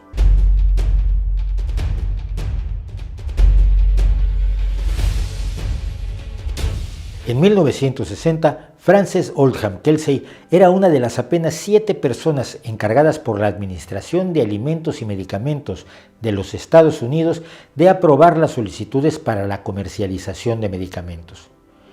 Llevaba apenas una semana en su pequeña oficina cuando le llegó la solicitud de un nuevo medicamento, el Quevadón, un tranquilizante y analgésico dirigido a tratar las náuseas matinales de mujeres embarazadas, y ella se rehusó a aprobar el producto, cuyo nombre técnico era talidomida, por falta de estudios y datos. La canadiense de entonces 46 años no era una simple burócrata. Nacida en Vancouver en 1914, había estudiado farmacología en la Universidad de McGill en Montreal y después entró como estudiante de posgrado al nuevo Departamento de Farmacología de la Universidad de Chicago, donde el investigador E.M.K. Gehling la aceptó pensando que era un hombre que escribía mal su nombre, Francis. Frances era asistente de Gehling cuando este fue encargado de averiguar las causas de 100 muertes relacionadas con el llamado elixir sulfanilamida. El medicamento pertenecía al grupo de las sulfas o sulfonamidas, descubiertas apenas en 1935 y que eran los primeros antibióticos disponibles. La penicilina, ya descubierta por el escocés Alexander Fleming, no llegaría al mercado sino hasta 1945. Gehling descubrió que la causa de las muertes era el glicol dietileno utilizado para disolver la sulfanilamida. Nadie sabía hasta entonces que el glicol dietileno era tóxico. El resultado de este estudio fue la primera legislación estricta sobre la autorización de medicamentos, alimentos y cosméticos en los Estados Unidos. Frances obtuvo su doctorado en farmacología a los 24 años con un interés especial en los factores responsables de las malformaciones genéticas y se quedó en la universidad como profesora y realizando sus estudios de medicina. Después de esto fue editora de la Asociación Médica Estadounidense, evaluando los testimonios que los médicos escribían sobre determinados medicamentos, donde identificó a algunos médicos que hacían de redactores a sueldo de los laboratorios y siempre daban testimonios favorables.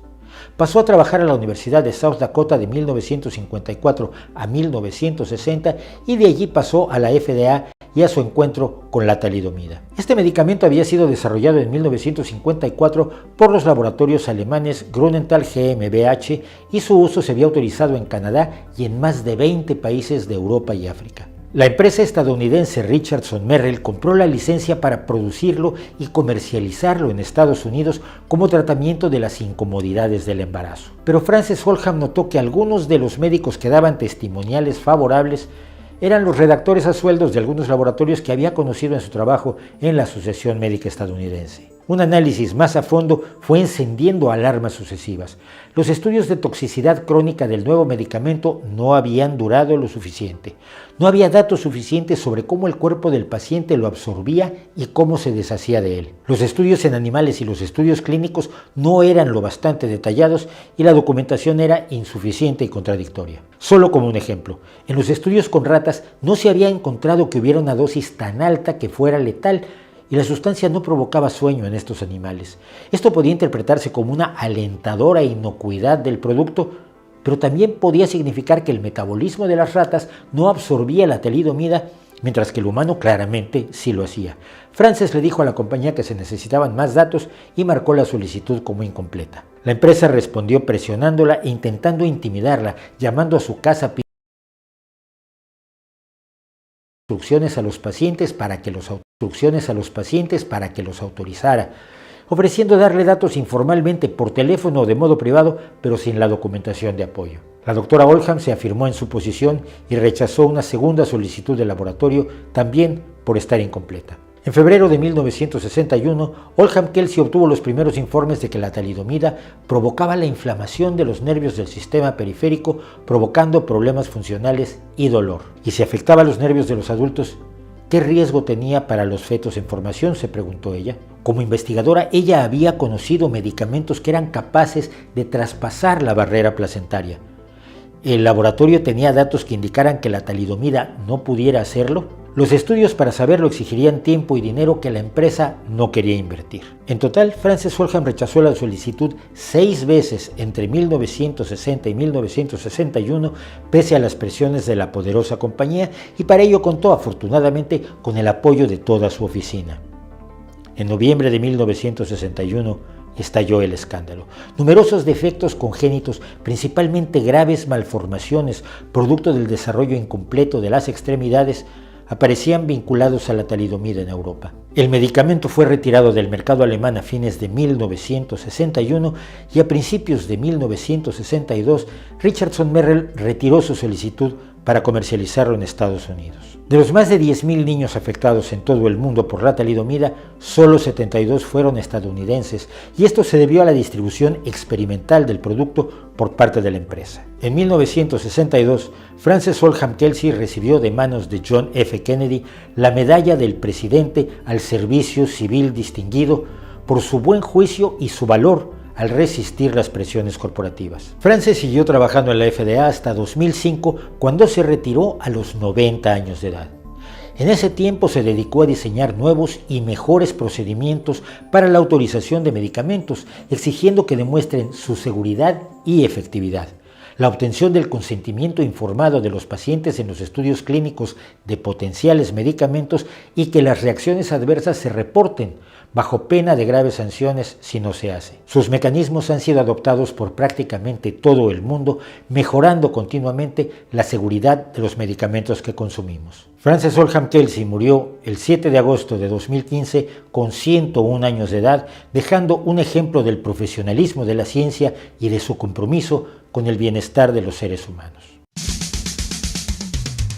Después de haber sido prohibida en la década de 1960, la talidomida hoy se está explorando como un medicamento útil en el tratamiento de ciertos tipos de cáncer y como coadyuvante en la quimioterapia.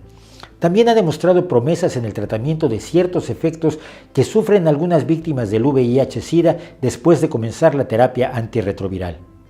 Después de todo, como muchos otros medicamentos que usamos hoy en día, simplemente tiene una importante contraindicación: no se consuma si está embarazada.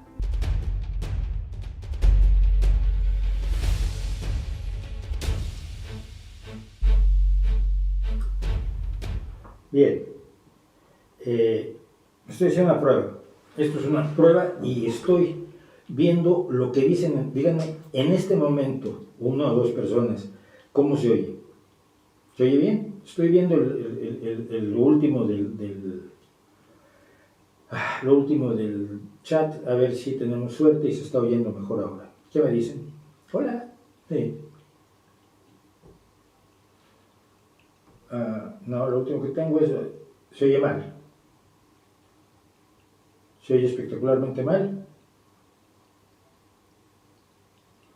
Rock Tamps me dice que se oye mal. ¿Los demás están de acuerdo?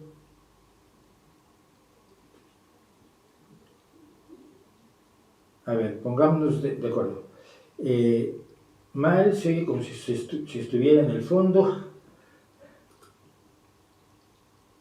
A ver.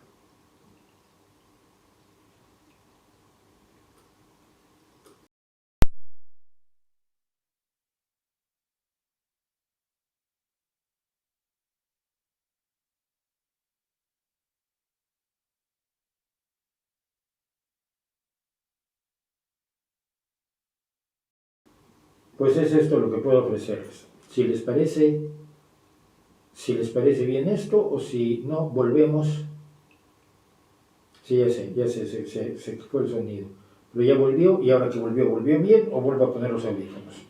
Votación 1, 2, 3.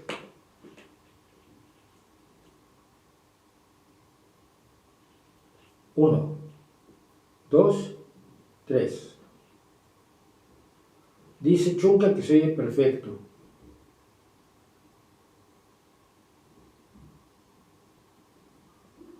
No hay lío, está más que bien, se entiende perfectamente, dice Javi Román. Pues lo vamos a dejar así, es que son micrófonos que no ha podido, con audífonos. Vale.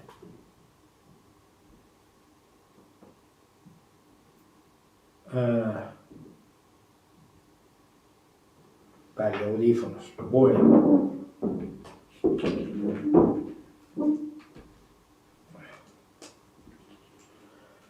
Pues con esto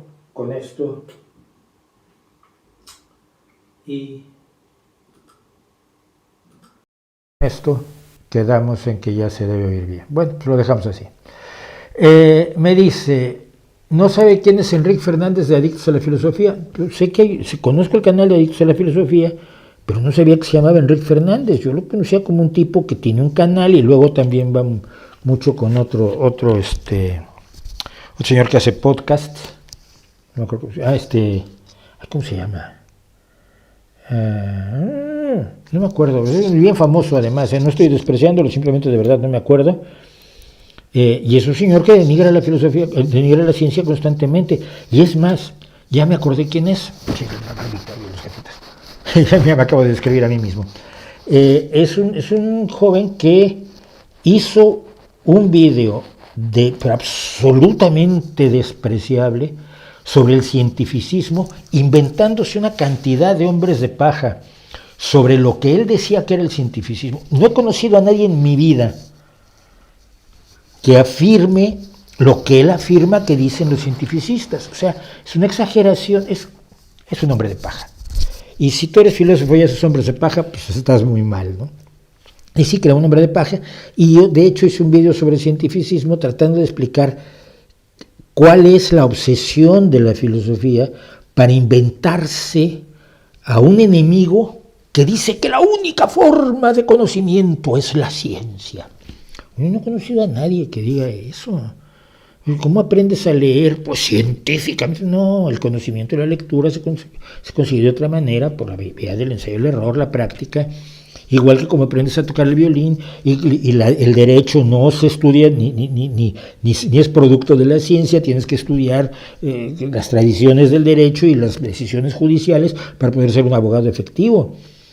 Nadie dice esa tontería. Pero a los filósofos les viene muy bien inventarse que las personas que defienden el conocimiento científico son extremistas imbéciles que afirman que el único conocimiento válido es el de la ciencia. Pues no es así. Y precisamente por eso creo que comenté algo sobre alguien que tenía ese canal y si es Enrique, pues mira, que le vaya muy bien, sea muy feliz. Creo que le está yendo muy bien además, o sea que pues, no se quejen, ¿no?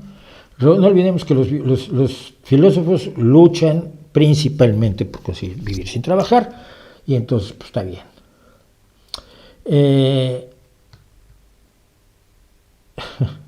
Los comentarios como si estuviera dentro de un cubo de agua. Bueno, vamos a hacer algo que la semana pasada les divirtió y que hoy no me está dando tiempo de nada. Es que hice las cosas muy largas, lo entiendo, pero bueno.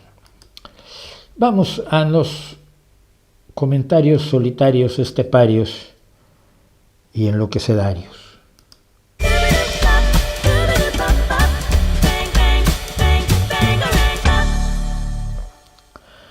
Pues sí, tenemos los comentarios que no sabemos bien cómo llamarles, pero los llamamos esteparios por divertirnos y seguramente a alguien le parecerá mal. Y si le parece mal, eso es bueno. Y entonces vamos a comentar algunas de las cosas que nos han dicho esta semana. ¿Qué opina de la expansión de la OTAN en las últimas décadas? Nos pregunta Jorge Valeros, 4720. Que la OTAN no se ha expandido ella. Si no es como Putin, y lo que contesté yo es, la OTAN no se ha expandido como Putin, llegando e invadiendo. Países soberanos e independientes, sobre todo los que han sido víctimas históricas de Rusia, han pedido su ingreso en la OTAN como forma de protección contra las ansias imperiales de Putin, porque la OTAN es precisamente eso, una organización de defensa mutua. No entiendo qué tiene eso de malo o cómo es culpa de la OTAN. Opino que si yo fuera Suecia, Finlandia, Letonia, Lituania, Albania, algún país de la ex Yugoslavia, Georgia, Ucrania, Moldavia, Estonia y varios otros, haría todo lo posible por ser parte de la OTAN, por supuesto. Porque esta idea de que la OTAN fue y le dijo a alguien, ahora voy a estar yo en tu territorio y te voy a invadir y te voy a poner una base militar y 6 armas nucleares, pues es una fantasía que promueve Putin, lo sé, pero no es cierta. Se dice antes de Cristo era como un increíble, está ofendidísimo Adolf Lazari, 5864. Y entonces yo le digo con toda mi amabilidad, no lo digo enojado, tu ignorancia es increíble. Si vas a decir después de Cristo, tienes que decir que ya estamos en 2031, por el error de cálculo de Dionisio el Exiguo. Suerte con el lío que vas a tener.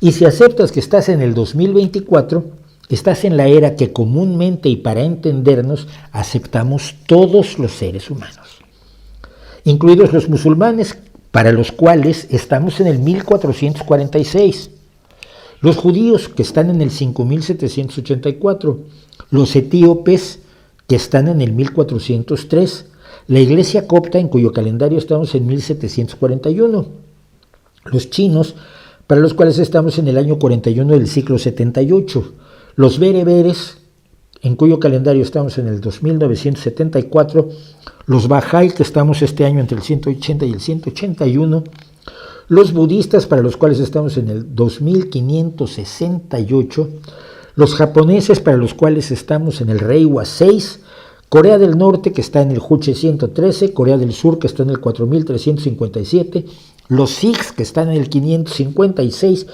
y muchos otros que no creen en tu Dios, pero que aceptan aparte un calendario común para no hacerse los líos que tú tienes en la cabeza. Luego se enojó conmigo. Tengo todo un vídeo dedicado a Dionisio el Exiguo y al tema del antes y después de Cristo, pero los cristianos se ofenden muchísimo. Los que critican a AMLO no le entienden al asunto del narco. No hay manera de combatir a los grupos delincuenciales si, 1, Estados Unidos le sigue suministrando armas, 2, Estados Unidos le sigue lavando dinero, 3, los grandes empresarios siguen sirviendo de fachada, 4, Estados Unidos sigue consumiendo como loco, 6, Estados Unidos no combate las bandas en su territorio y 7, Estados Unidos no deja de utilizar el narcotráfico como excusa para invadir países y derrocar gobiernos. Esto nos lo dice Pato Moés, 8.858, hay 8.857 Pato Moés más. Asombroso. Bueno, pero le contesto, punto por punto. 1. ¿El gobierno de Estados Unidos arma al narco? Pruebas. Danos pruebas y llévalas a los tribunales de ambos países y al Tribunal Penal Internacional. Que no tienes pruebas y no sabes cómo funciona el tráfico de armas, te lo inventaste. El gobierno de Estados Unidos evidentemente no le vende armas a los narcotraficantes, son los traficantes de armas, que es el segundo mejor negocio del mundo. Esto fuera de mi respuesta. Continúo con mi respuesta. Pregunto, ¿el gobierno de Estados Unidos lava dinero al narco? Pruebas. Danos pruebas, llévalas a los tribunales de ambos países y al Tribunal Penal Internacional. Que no tienes pruebas ni sabes cómo se lava dinero, te lo inventaste. 3. Danos pruebas y llévalas a los tribunales mexicanos y al Tribunal Penal Internacional. Que no tienes pruebas, te lo inventaste. ¿El gobierno de Estados Unidos consume como loco? ¿En serio crees que a los estadounidenses, a la gente normal, a muchos políticos, a todos los niveles, les da igual la tragedia que se está viviendo? Que te lo inventaste. Estados Unidos gastó más de 740,000 millones de dólares en 2023 combatiendo la adicción y sus causas. Otro invento tuyo. 6. Solo en 2023 Estados Unidos condenó a prisión a 11,608 traficantes de drogas. Si no te enteraste es tu problema, pero no te inventes cosas. 7. ¿Qué invasiones se han producido y qué gobiernos se han derrocado utilizando el narcotráfico como excusa? Una lista completa de todo el siglo XXI, por favor. Que te lo inventaste. Y 8, que ahí ya no es 8 de él, sino 8 mío. Y no me salgas con que soy pro yanqui, soy pro verdad. Y si para salvarle el culo a tu inútil presidente y justificar casi 200,000 asesinatos, 50,000 desapariciones y muchos otros horrores, lo único que se te ocurre es inventarte cosas contra Estados Unidos porque los antiyanquis de cartulina te van a creer, eres un miserable. Los datos son los datos y yo prefiero respetar los datos y despreciar a anónimos indecentes como tú. 9. Baneado del canal. Así la vida es muy difícil, amiguitos. Este está en blanco, qué bien. Suyo MTC, segundo, que tengo que borrar aquí lo que hice hasta aquí para no hacerme líos. Hoy estamos improvisando tremendamente, lo siento tanto, yo estoy aquí riéndome, pero me da una vergüenza extraordinaria de verdad cómo está esto. Bueno, no encuentro a Sumio etc., pero les puedo contar lo que le respondí. Me dice: me gusta este espacio de debate y aprendizaje, me quedó una espinita, es si podría saber su opinión sobre los libros de Hess, El lobo estepario y Demián. No, aquí lo tengo. Para mí han sido un referente, pero me hiciste cambiar de parecer. A ver, mira. Los dos libros los leí siendo adolescente y ayudaron a esa angustia existencial que muchos jóvenes tienen y que tardíamente descubren que es un mero postureo, que los convencieron que tenían que hacerlo, o que es un asunto más bien hormonal. Con los años me molestó mucho tanto el postureo del primer libro, del lobo estepario, como todo el rollo psicoanalista del segundo, el Demián. Hess me dejó la impresión del burgués que cree que debe estar insatisfecho porque tiene todo lo que casi nadie puede tener en este mundo y se lanza a una búsqueda pretenciosa e inútil. No sé, una especie de insatisfacción manufacturada. En todo caso, la novela que más me ha gustado de Hess es El juego de Avalorios. Casi no la recuerdo en cuanto a la trama, se trata de un maestro en un juego extraño que implica cuentas o avalorios, pero emocionalmente recuerdo que me dejó mucho más satisfecho que los otros dos, o que Siddhartha, que también leí en aquel entonces. Que no es responder mucho, pero bueno, por lo menos le respondo. Para que vean que no todo es pelearme con la gente.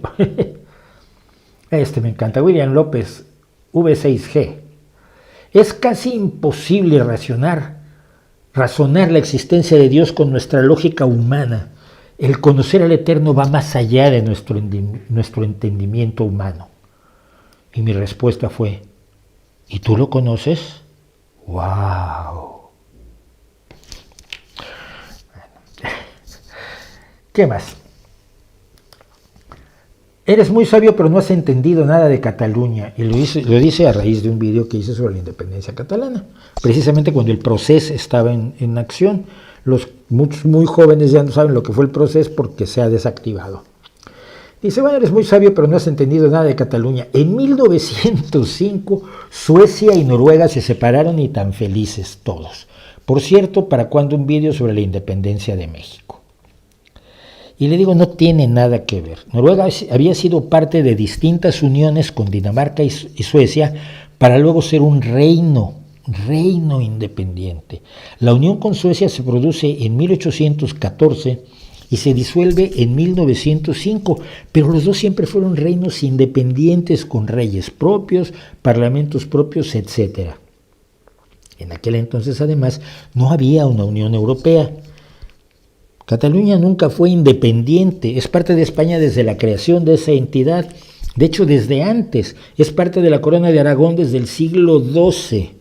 Nunca tuvo rey propio ni entidad, salvo como parte de España. Creo que el que no tiene idea de historia eres tú. Curiosa la independencia de México, pero historia demasiado antigua.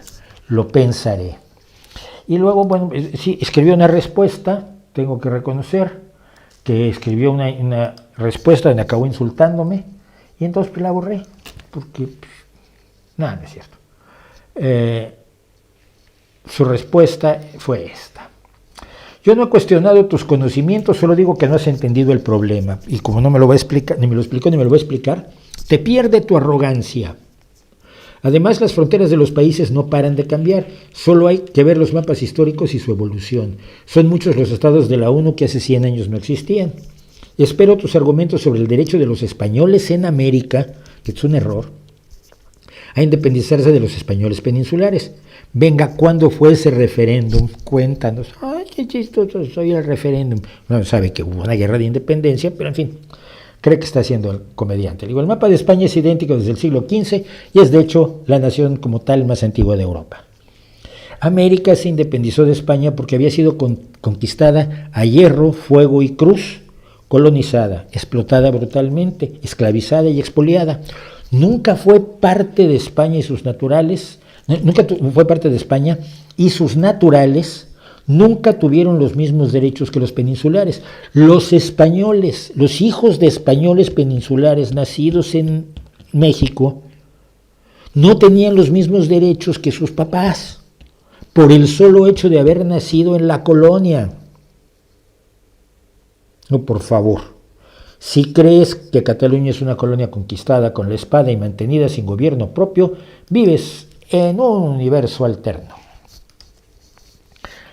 Bueno, y más. No tienes ni idea, muchos ciudadanos. Este fue sobre lo que dije, que la guerra no es como...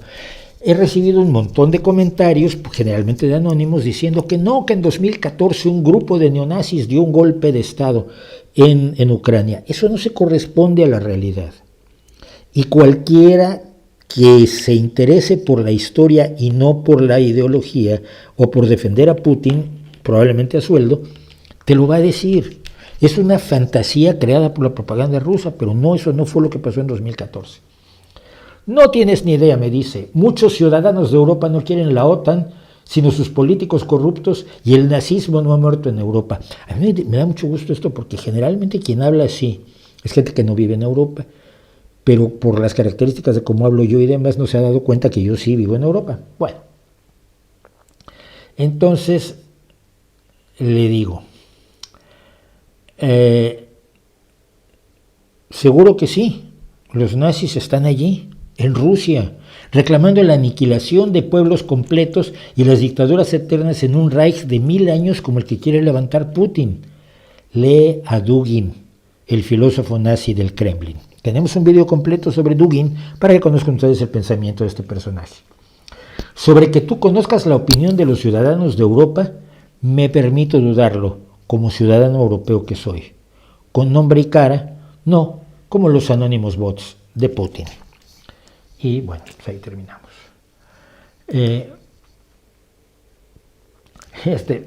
Me encanta, porque,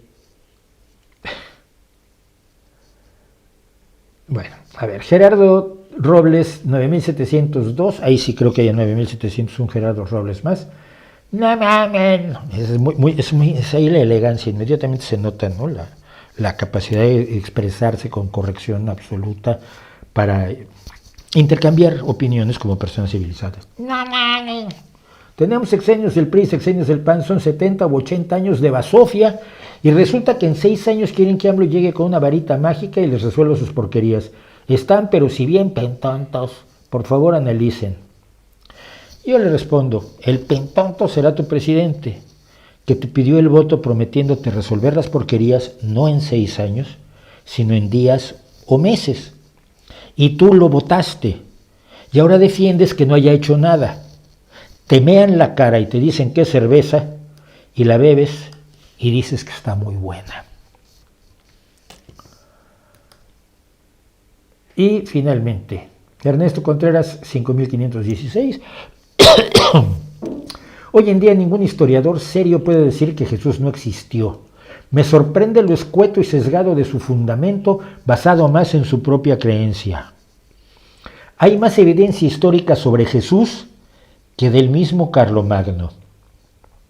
Si gusta, conversamos un día y le cuento. No me tache de antemano de religioso. Y bueno, claro que no lo taché ni ningún otro religioso, pero sí de ignorante, eso sí. Y digo, mi respuesta es, no puedes ser tan ignorante. Carlomagno escribió cartas que se conservan de su puño y letra. Expidió montones de documentos de gobierno y sobre él escribieron literalmente cientos de personas que lo conocieron. Las fuentes primarias de su persona y reinado son abundantes. Aquí te dejo el análisis de un profesional de la historia y le puse pues, un pequeño estudio sobre las fuentes historiográficas directas o primarias, que se llaman también, de la existencia del fundador de la Europa como la conocemos. Sobre tu Mesías no hay ni una fuente primaria, ni escritos de él, ni escritos de gente que lo conociera o hubiera visto siquiera, nada. Solo mitos desarrollados décadas después de su presunta muerte. Y se enojó conmigo. Pues yo no sé, la gente se enoja conmigo. Pero esos fueron los comentarios solitarios y esteparios que recibimos esta semana y las respuestas que con todo cariño, hasta cuando soy un poco juguetón,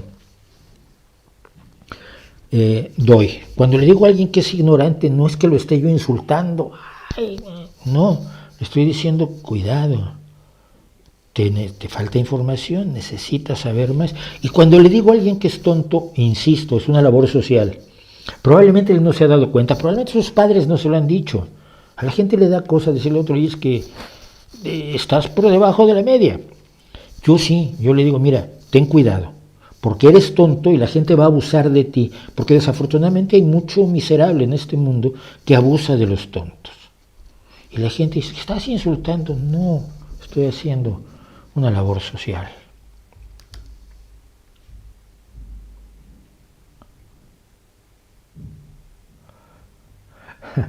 Este es tremendo. Federico Rubio Ceja dice, soy dramaturgo y director y hace años quiero hacer una obra burlándome de las pseudociencias y religiones y no me he atrevido a escribirla, ni a escribirla, porque mis amistades y actores creen o viven de ellas. Pues sí, es un problema grave que tenemos. El artista en general, en su búsqueda de experiencias espirituales y de formas de fuentes para la creatividad y para la imaginación y para el desarrollo de nuevas ideas, son muy propensos al misticismo y a la anticiencia.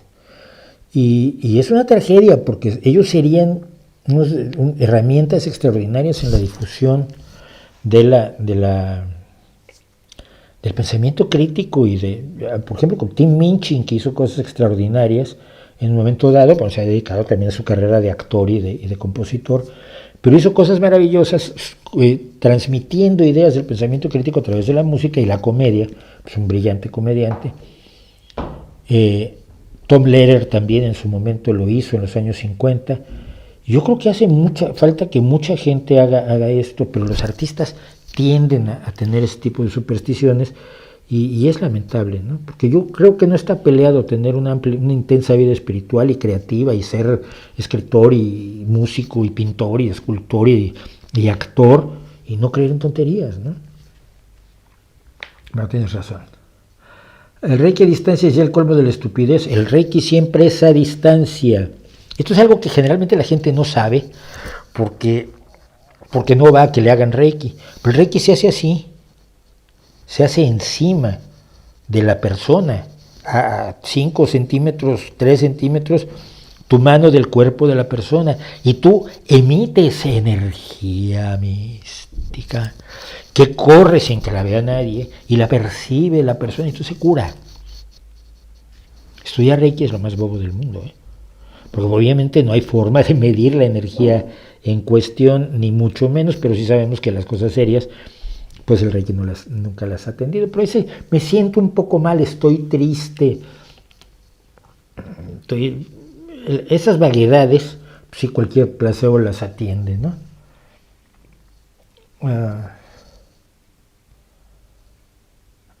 Bueno, ¿qué dice?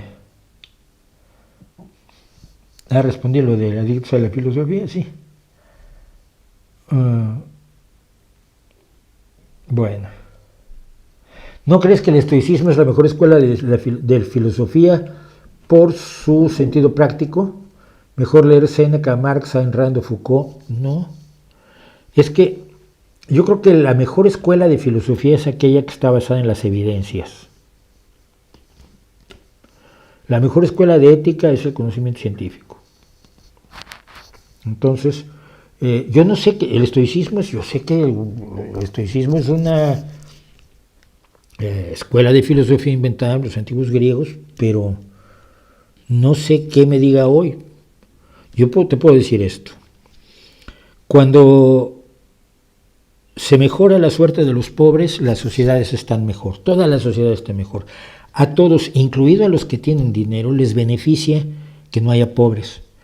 Por lo tanto, como esto es demostrable en estudios rigurosos, es razonable decir que la mejor filosofía es la de acabar con la pobreza. y todo lo que conlleva, la falta de educación, falta de hambre, insalubridad, problemas de salud, etc. Las mujeres son iguales a los hombres. Obviamente, físicamente, de media tienen más fuerza los hombres y de media tienen menos fuerza las mujeres, y de media tienen mayor resistencia al dolor las mujeres y menor resistencia al dolor los hombres, de media. Pero en cuanto a capacidades intelectuales, que es lo que se creyó a lo largo de la historia, las mujeres y los hombres están en el mismo nivel. Esto se ha demostrado. Una vez que eso está demostrado, pues entonces no hay una discusión filosófica sobre si existe o no la superioridad masculina. No hay un debate ético al respecto. Simple y sencillamente son iguales. Demostrado. Ya, eso no lo debatimos.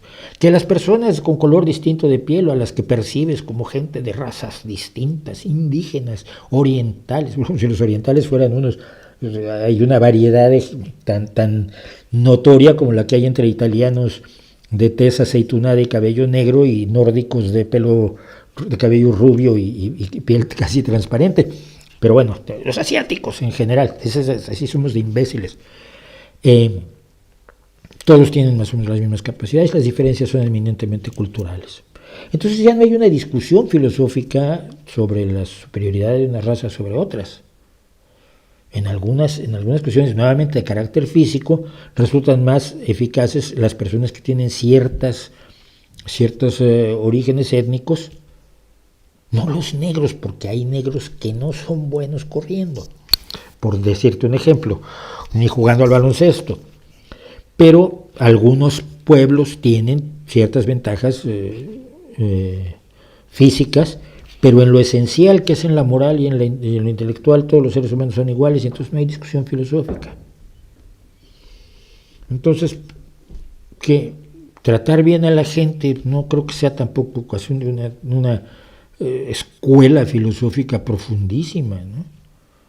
Informarte antes de hacer cosas, antes de decir estupideces, darte cuenta que la vida, al parecer, no tiene continuidad, así que la tienes que vivir a tu máxima intensidad, que el mal que haces hoy no lo puedes arreglar después, ni te lo va a arreglar un Dios después, sino que mejoras el bien. No creo que nada de eso sea como algo que inventaron los antiguos griegos, pero bueno, ya me dirán, igual me equivoco. Es tomista y anda haciendo podcast con Santolaya. Es tomista. Los tomistas son los que siguen las enseñanzas de Santo Tomás de Aquino, pues que le vaya bien. Hay jesuitas, hay franciscanos, hay dominicos.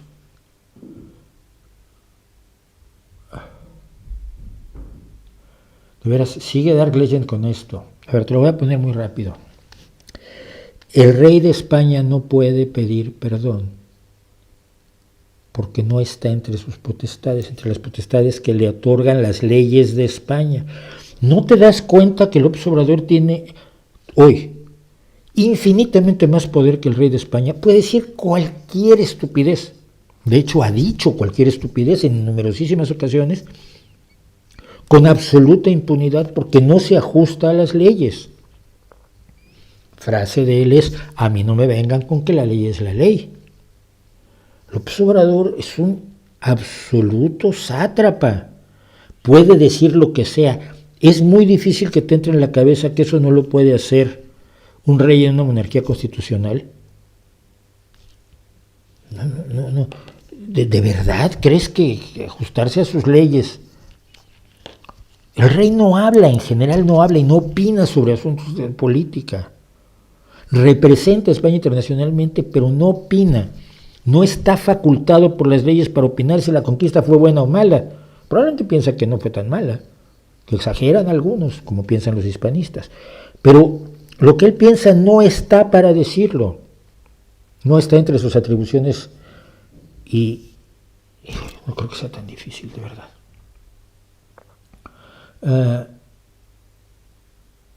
Siempre he preguntado por tu opinión en músicos. ¿Cómo te caen Lou Reed e Iggy Pop? Lou Reed, los dos me caen muy bien. Creo que Lou Reed es mucho mejor músico, es mucho más músico, tiene una aportación mucho más amplia. Creo que Iggy Pop hizo Passenger, que es una maravilla, pero no tengo claro muchas otras cosas potentes de Iggy Pop, ¿no? Lo que sí es que es un espectáculo impresionante en el escenario, incluso a sus años, aunque ya podría ponerse una camisa. Yo creo que tenemos que ser pudorosos en un momento dado. Joder, la edad nos hace feos, pues bueno, a mí me ha hecho guapo, pero a algunos nos hace más feos. Pero ves, inmediatamente salió alguien, estrella estrellada. No hay ciencia sin filosofía. ¿Qué quiere decir eso? Pues no quiere decir nada. Verás, todo científico tiene una posición que tú llamarías filosófica, sí. ¿Y eso qué? Todo músico tiene una posición así, todo youtuber tiene una posición filosófica. ¿Y eso quiere decir que la filosofía rige la ciencia, que es en lo que siempre acaban? Pues no. Yo tengo muchos amigos que se dedican a la investigación científica. Me he acercado a muchos de ellos en muchas ocasiones. Les he preguntado, oye, cuando tú estás diseñando un experimento, ¿vas a la Facultad de Filosofía, al Departamento de Investigaciones Filosóficas?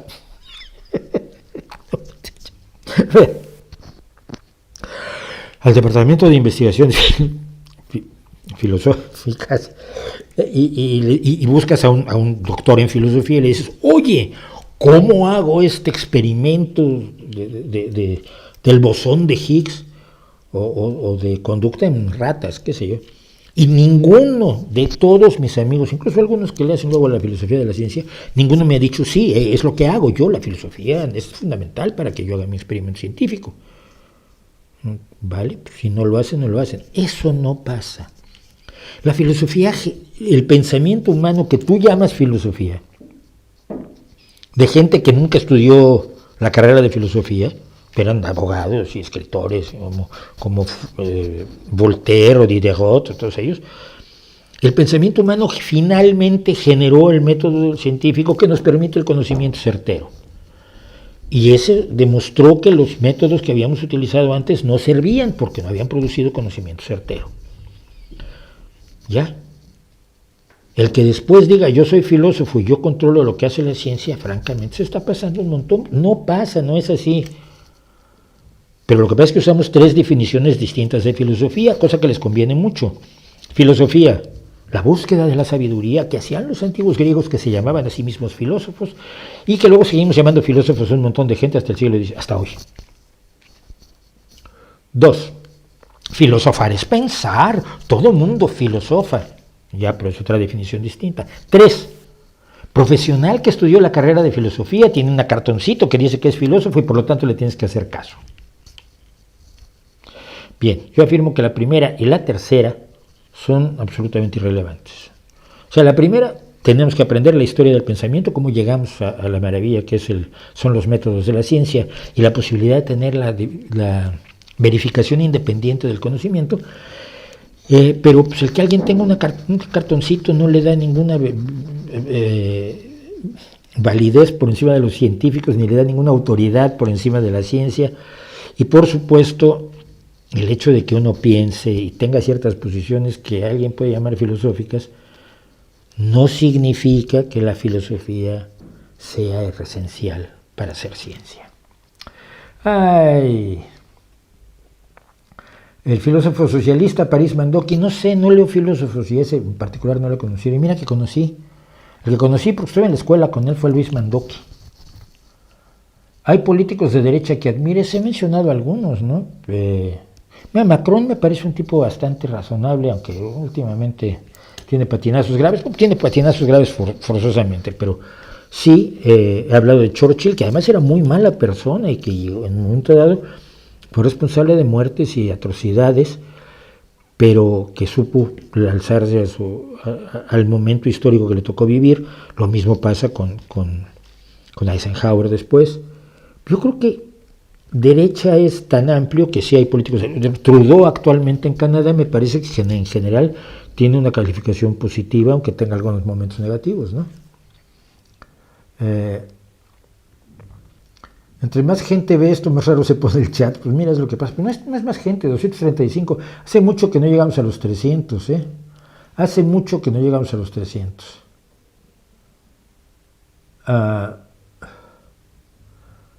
Esta sección debería ser Mauricio con los taches y patadas.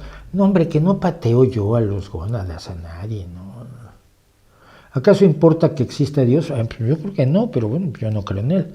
La gente que cree en él cree que es muy importante decirme que existió un Jesús histórico que caminó sobre las aguas y revivía muertos. Bueno. ¿Nuestro entendimiento de la realidad depende de lo bien que recolectamos datos? Yo creo que sí.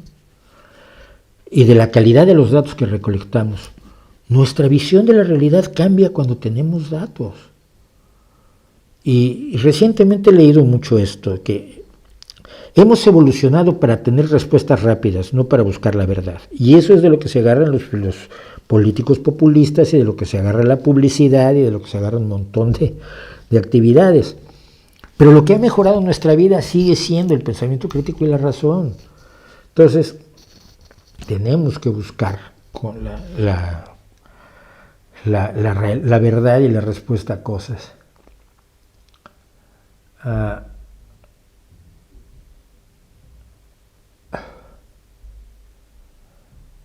O sea, Último Bastión me está diciendo que lo que yo dije es lo que yo dije. Tu opinión, Daniel. Último Bastión ha de ser el propio chico Enrique, que está disfrazado. Lo siento, ¿no? Te ofendí. Psst. Así es la vida, hijo. En tu opinión, ¿hasta dónde debe intervenir el Estado en la economía de un país? Depende del país, depende de la economía. El Estado debe intervenir en la medida en que mejore, optimice y aproveche al máximo las ventajas del mercado y evite, controle, suprima o aminore o alivie los defectos y horrores del mercado. Así es, en distintos países será distinto, en distintos países habrá más empresarios, más honestos, más buenas personas, y en otros habrá unos que sean más pillos. En algunos países será más importante que controle el transporte municipal, y en otros casos no será importante que controle el transporte municipal. Yo creo que la casuística ahí es fundamental. Cada caso debe ser analizado en términos del beneficio o perjuicio que puede dar la intervención del Estado en la economía. La excesiva intervención del Estado, sobre todo cuando no hay una transparencia tal que permita la supervisión por parte de la ciudadanía, acaba en horrores donde el Estado se encarga de demasiadas cosas con las que no debería meterse. Y el liberalismo al estilo mileyano, enrandiano y demás, pues permite todo tipo de atrocidades de las que contamos aquí en las historias de horror del libre mercado, ¿no? Así que cada caso es cada caso. Su opinión sobre Pink Floyd, independientemente de Roger Waters y su ideología, pues a mí me pareció uno de los grandes grupos de prog de la historia. Por supuesto, David Gilmour me parece un magistral compositor y guitarrista, de los que no hacen solos a gran velocidad, pero hace los solos perfectos. Creo que fue un gran grupo, pero creo que hizo tonterías, ¿no? Yo me acuerdo, y sí, nunca lo voy a olvidar, estaba con mis amigos viendo la película de The Wall, y de pronto escucho, porque no había escuchado el disco, "We don't need no education". No necesitamos educación. Inmediatamente me cayó, me dije, no, espera, sí necesitamos educación, no necesitamos indoctrinación, no necesitamos lo que viene en la línea siguiente, no necesitamos control mental, no necesitamos que nos impongan cosas, pero educación, por supuesto que hay. Y necesitamos que los maestros no dejen solos a los niños, pero creando buenos maestros. Entonces, el simplismo de esas frases de Another Brick in the Wall me molestó desde la primera vez, y debo haber tenido 17 años cuando... O no, ¿de cuándo es la película? No, es posterior. Es bastante posterior. Pero sí estaba yo con mis amigos.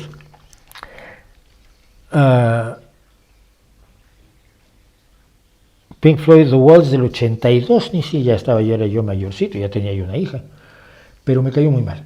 Bueno, pero me parece un gran grupo y hay cosas que sigo oyendo, y El lado oscuro de la luna es un disco que tienes que oír si tienes cualquier interés serio en el rock.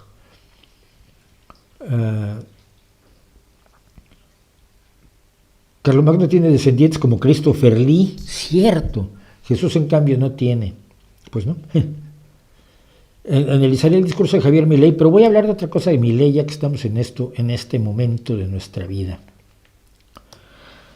Uno de los problemas que hemos tenido en México, y que afortunadamente no tenemos en España, por el contrario, se sigue menos rápido de lo que quisieran los mis amigos científicos, pero se sigue avanzando en el financiamiento y la promoción de la ciencia.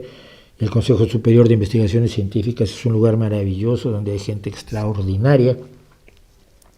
Y en México, pues los científicos estaban en el Consejo Nacional de Ciencia y Tecnología, que sufrió una debacle absoluta desde 2018 hasta hoy, a manos de una sátrapa absolutamente despreciable, que acaba además de ser finalmente denunciada por acoso laboral. Pues alguien que tiene que ha demostrado un autoritarismo brutal a lo largo de toda su historia, que es Marielena Álvarez Bullarroses. Pero en algún momento, cuando ella se lanzó a perseguir científicos de toda honorabilidad, trató de meterlos a cárceles de alta seguridad como criminales de primer orden, con acusaciones absolutamente inventadas que no se pudieron sostener, pero acusaciones gravísimas. Cuando pasó esto y lanzó su persecución contra científicos de la talla del doctor Antonio Lascano, el mejor biólogo de México, López Obrador dijo que los científicos eran parte de la élite, que son corruptos, todos, ya sabes, todos son corruptos. Pues nada, que su amigo Milei está en las mismas. Según la red de autoridades de institutos de ciencia y tecnología, RAICIT, el presupuesto para 2024 se redujo en un 30% con respecto del de 2023. Además del desfinanciamiento, denuncian que los ingresos al Consejo Nacional de Investigaciones Científicas y Técnicas, CONICET, que es el equivalente a lo que era el CONACYT en México, se encuentran frenados y que tampoco se reponen las bajas por renuncias, jubilaciones o decesos que estiman rondan en 400 cupos. Semanas atrás, el presidente de Argentina, Javier Milei, acusó a la comunidad científica de ser parte del partido del Estado. Es como decirles priistas, ¿no? De la casta. Creen que tener una titulación académica los vuelve seres superiores y por ende todos debemos subsidiarles la vocación. Mira lo mismo que dice López Obrador, tan lejos que están y tanto que se juntan. Si tan útiles creen que son sus investigaciones, los invito a salir al mercado como cualquier hijo de vecino, investiguen, publican un libro y vean si a la gente le interesa o no, en lugar de esconderse canallescamente detrás de la fuerza coactiva del Estado. Sí, simple y sencillamente la cuestión es la siguiente. Alguien que no tiene ni la más lejana idea de lo que es la investigación científica está diciendo que uno tiene que salir al mercado. Oiga, mire usted, hay una molécula rara. Me gustaría que usted, que es empresario, sabes, de los que tiene financiero, pues me pague 5 años, porque igual esta molécula sirve para resolver los problemas de una enfermedad rara que solo tienen 5,000 personas en el mundo en este momento, porque sufren horrorosamente. Tiene unos 20 millones de euros que le sobren, así como para pagarnos esta investigación. El mercado, Milei, el mercado no va a pagar eso nunca. Para eso está el Estado. La investigación, el mercado paga investigación utilitaria, investigación aplicada para generar ingenierías, pero no paga investigación básica. La investigación básica en todo el mundo es financiada por el Estado porque sabe que genera beneficios. Jorge Geffner, integrante de esta comisión de la RAICIT, doctor en bioquímica, aquí tienen hay fuga de cerebros en Argentina, los científicos se están yendo de Argentina. Jorge Geffner, doctor en bioquímica e investigador superior del CONICET, que estudia la cura del SIDA, dijo a la CNN que al desfinanciamiento se suma la crisis de los salarios. Es muy triste lo que está pasando. En el mundo reclutan científicos. Pablo Manabella dice, es muy triste lo que está pasando. En el mundo reclutan científicos argentinos porque son muy buenos. No es la primera vez que este doctor en biología vive fuera de su país. En marzo de este año, el CONICET difundió los resultados del ranking CIMAGO de 2024, que ubica al CONICET como la mejor institución gubernamental de ciencia de América Latina y la número 20 entre las de investigación de todo el mundo.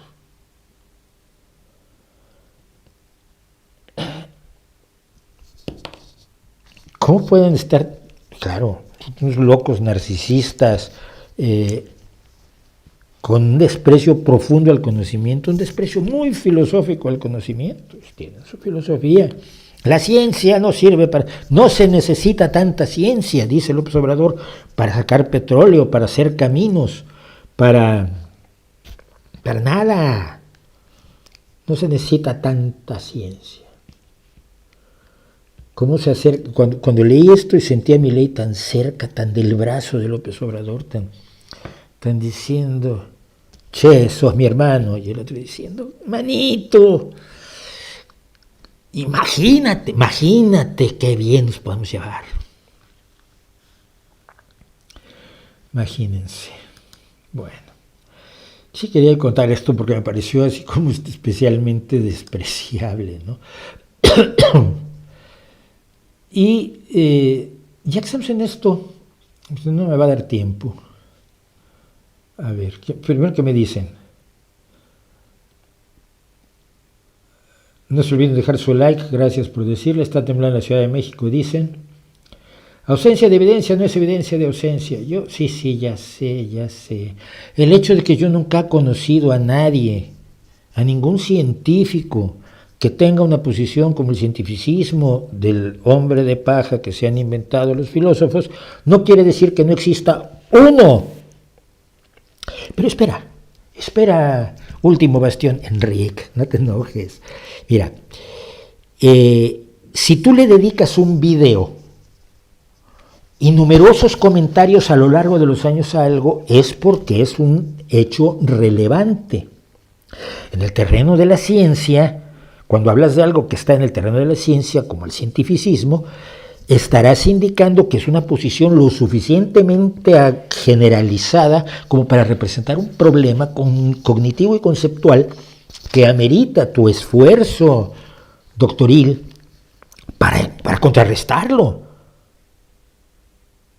Porque si hay una persona o dos que tienen esa idea absurda, pero no la tienen la mayoría de los científicos, la vasta mayoría de los científicos, la vasta mayoría de los divulgadores, la vasta mayoría de los profesores de ciencia, la vasta mayoría de los académicos, pues igual es un hombre de paja.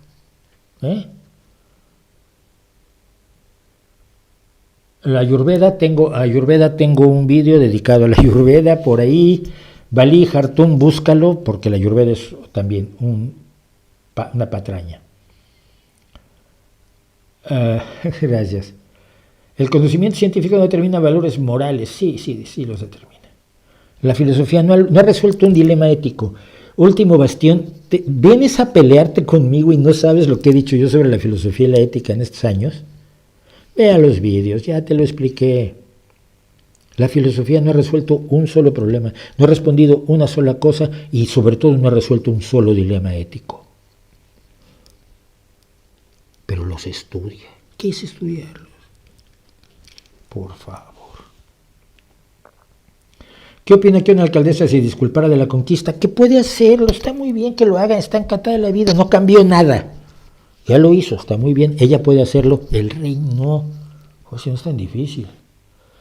Si la química cerebral es parte del cuerpo y puede ser alterada, ¿por qué no se puede jugar con cambiar esa química con alcohol y drogas? No, sí se puede.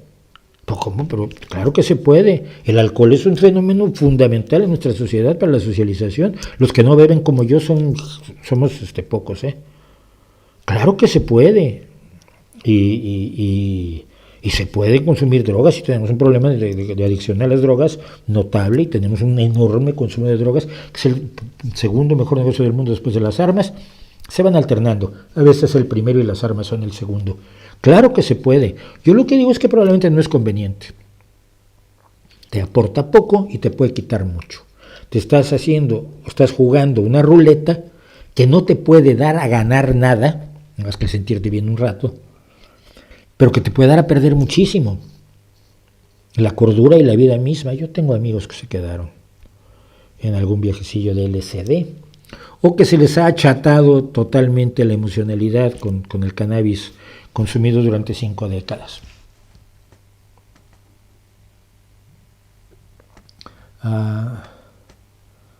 Si tuvieras que destacar algo del amor, ¿qué sería? Es lo esencial, ¿no?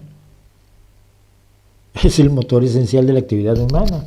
El amor a uno mismo que lo hace comer, por decir algo. El amor a tus hijos, el amor a tu gente, el amor a tu pareja, el amor a tu familia, el amor a otras personas que ves y te das cuenta que son como tú y que merecen lo mismo que tú.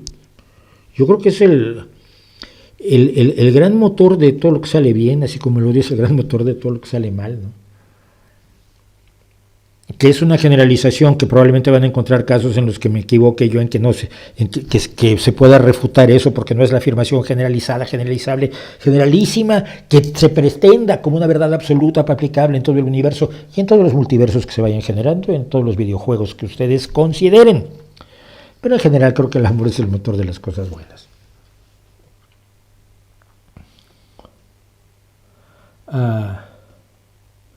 ¿Tomaría cerveza con un filósofo?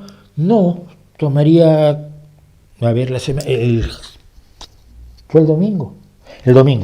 Estuve con 2 amigos míos que son filósofos, y él tomó vino, un vino portugués que trajeron, que me dicen que estaba buenísimo, y yo tomé cerveza Amstel 00.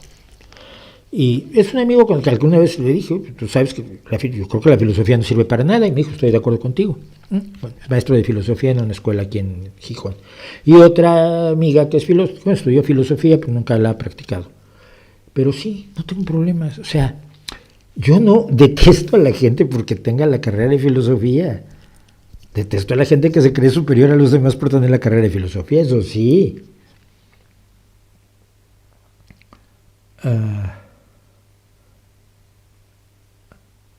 No sé. ¿Por qué Mauricio Calderón y Agustín Laje hablan de batalla cultural? Porque ellos manejan la idea de la batalla cultural como última esperanza de la derecha. Una vez que en economía han demostrado que tienen carencias extremas, tienen la batalla cultural. El problema es que la izquierda nos está convirtiendo a todos en homosexuales, transexuales, sin familia, y creo que eso es lo que les preocupa así como muchísimo. Yo no he visto que eso pasara, pero la filosofía es como leer guitarra, parece que tocas una guitarra, pero no. Un amigo mío dice que la filosofía es la homeopatía de la ciencia, ¿no?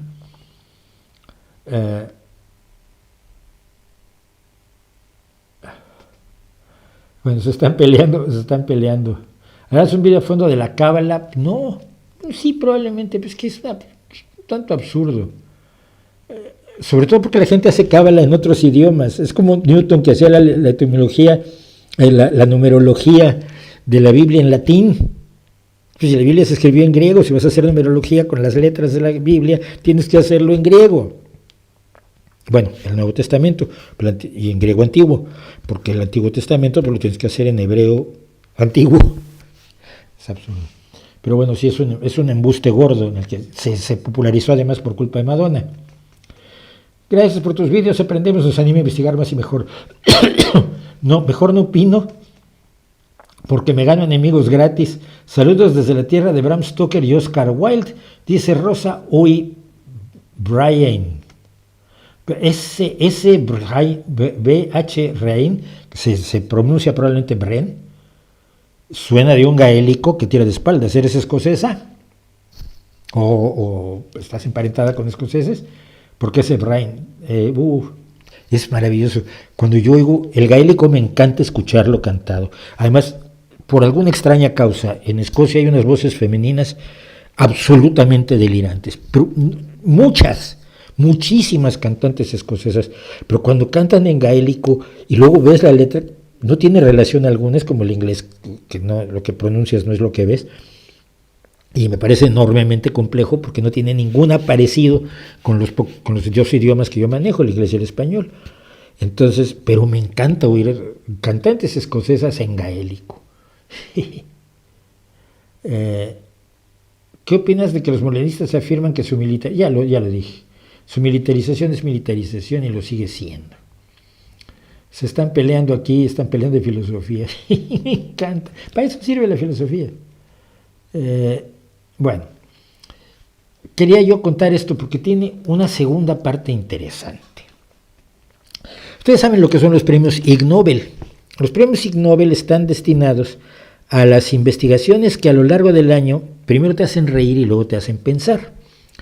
A veces están dedicados a investigaciones que son plenamente ridículas. Son investigaciones científicas, pero llegan a conclusiones que son irrelevantes del todo. Y en otras ocasiones revela algo extraordinario.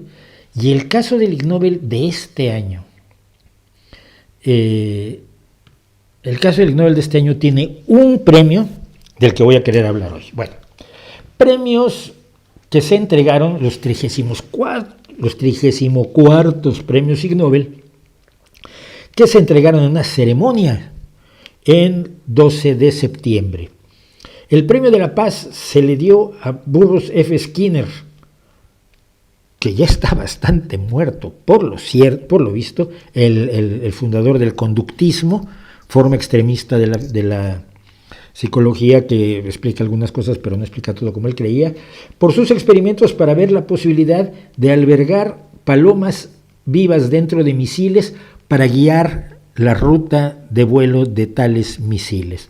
Y sí es un experimento que hizo Skinner, en el cual las palomas las metías en el misil y ellas, picoteando unos blancos, iban llevando el misil para atacar al enemigo. Ese fue el premio de la paz. El premio de botánica de los Ig Nobel fue para Jacob White y Felipe Yamashita, que encontraron evidencia de que algunas plantas reales imitan las formas de plantas de plástico que están cerca. Y lo que dicen los investigadores es que las plantas entonces ven a las de plástico y las imitan. Esto falta por probarlo, pero en fin, la observación es relevante, es interesante. Premio de anatomía, Ig Nobel de anatomía para un montón de investigadores, no los voy a leer, son 4 líneas de investigadores, por estudiar si el cabello en las cabezas de la mayoría de las personas del hemisferio norte gira en la misma dirección de las manecillas del reloj contra las manecillas del reloj que el cabello en las cabezas de la mayoría de la gente del hemisferio sur. Que por cierto, tengo el resultado, creo, por aquí.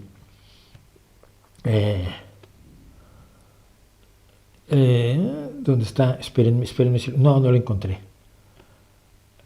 No lo encontré porque está casi todo ocupado por lo que vamos a ver ahora. Pues no sé cuál es el resultado de la investigación. El premio de medicina para Lieven Schenk, Tamin Fadai y Christian Bjögel por demostrar que la medicina falsa que causa efectos colaterales dolorosos puede ser más efectiva que la medicina falsa que no causa efectos colaterales dolorosos. Es algo que sabemos ya en parte del placebo, que si el placebo sabe amargo es más eficaz que si sabe dulce, o que la pastilla roja de placebo es más eficaz que la pastilla azul cielo. Bueno, ahora sí, el placebo que te tomas te provoca náuseas es más eficaz que si no te las provoca, salvo supongo que si las usas para las náuseas, pero bueno. El premio de física el Ig Nobel de física fue para James Liao por demostrar y explicar las capacidades natatorias de una trucha muerta. El premio de fisiología para un montón de investigadores estadounidenses y japoneses son también 4 líneas de investigadores, por descubrir que muchos mamíferos son capaces de respirar a través del ano. El premio de probabilidades para un grupo de investigadores de Países Bajos, Suiza, Bélgica, Francia, Alemania, Hungría y la República Checa, y son un montón de colegas, por demostrar tanto en teoría y mediante 350.757 experimentos que cuando lanzas una moneda tiende a caer del mismo lado que cuando empezó.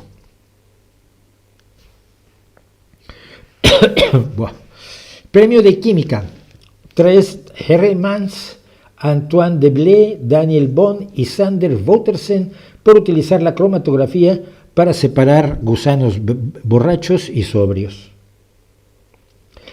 Premio Ig Nobel de demografía para Saul Justin Newman va después. El premio de biología para Fjordis, Ellie y William Petersen por hacer estallar una bolsa de papel junto a un gato que está sobre la espalda de una vaca para explorar cómo y cuándo las vacas disparan leche. Por cierto, que en la segunda parte del experimento ya no necesitaban al gato, simplemente asustaban a la vaca con la bolsa. Pero el premio de demografía fue para Saul Justin Newman por su trabajo de detective para descubrir que muchas de las personas famosas por tener las vidas más largas vivieron en lugares que tenían unos registros malísimos de nacimientos y muertes. Bueno, esto último tiene una relevancia extraordinaria. Por lo siguiente, desde hace 25 años, los investigadores y la gente en general han buscado entender por qué la gente en las llamadas zonas azules vive hasta los 100 años de edad en proporciones mucho mayores que en cualquier otro lugar del mundo.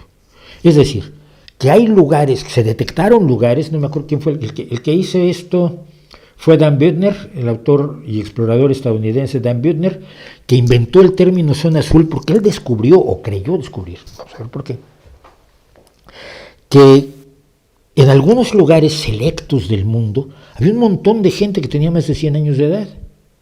Y todos hemos leído algún artículo sobre en tal lugar donde, hay más centenarios que en ningún otro lugar del mundo, o tienen un montón de centenarios de personas de más de 100 años de edad, mientras que tú en tu vida, si has conocido uno, tienes mucha suerte, ¿no?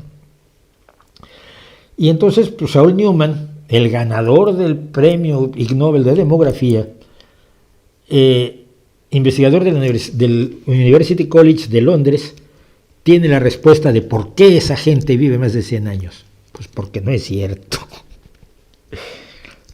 Pese a haber sido popularizado en artículos periodísticos, en libros de cocina e incluso en una serie de documentales de Netflix reciente, las zonas azules son solamente un subproducto de malos datos. Dice Newman que se ha pasado años refutando las investigaciones acerca de poblaciones extremadamente longevas. Más que factores del estilo de vida, como la dieta o las conexiones sociales, la familia. Yo me tomo un vasito de vino todos los días, y no, yo desayuno arroz, yo acaricio a mi gato 50 veces, que es lo que dicen. La gente cuando le dicen, ¿y usted por qué cree que vive tanto tiempo? No tienen idea, pero ya que los vienen a entrevistar, tienen que decir algo inteligente, ¿no?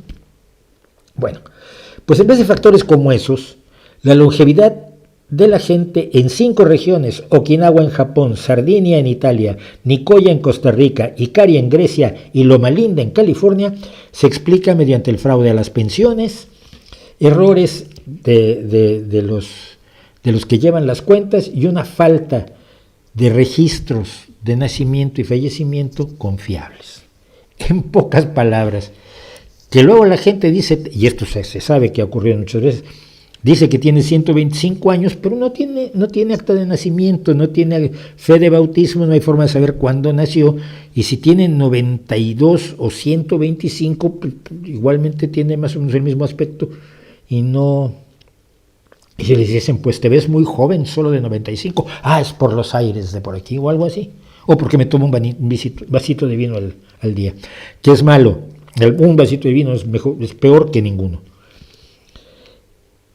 Es una investigación que parece absurda, pero nos han hecho creer, y por supuesto los que se aprovechan de esto han aprovechado para hacernos creer barbaridades acerca del estilo de vida, de la alimentación, etcétera, etcétera, cuando simplemente son datos incorrectos.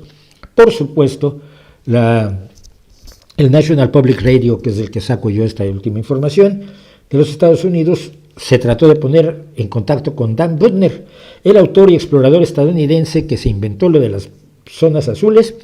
Le pidieron su comentario y no quiso comentar nada, lo cual es perfectamente entendible. Porque seguramente no lo hizo por mala fe, simplemente todo malo. Te dice la gente que tiene 120 años y tú le crees. ¿Cómo te vas? ¿Qué paciencia se necesita ponerte a demostrar que no los tiene? Pues necesitas la paciencia del premio Ig Nobel, que me cae muy bien. ¿Qué más? Siguen peleando con Último Bastión. Y es que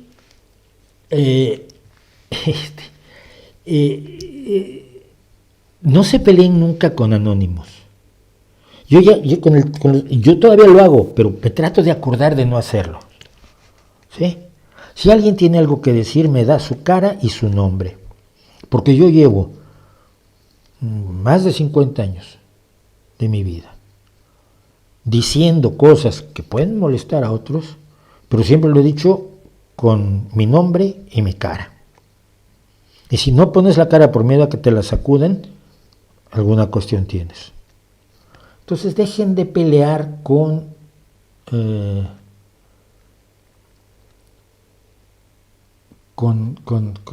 anónimos. Yo no sé si es pelear, se están discutiendo muy bien, están hablando muy bien. El otro día hablaba yo con un chico de 24 años que me decían que era de derecha y no, lo que pasa es que está muy desinformado.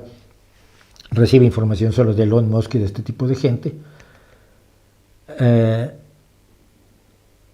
Así que no hablen con anónimos. Respirar por el ano, eso lo puede explicar también la filosofía. No, pero parece que hay absorción de oxígeno por vía anal. Lean el estudio.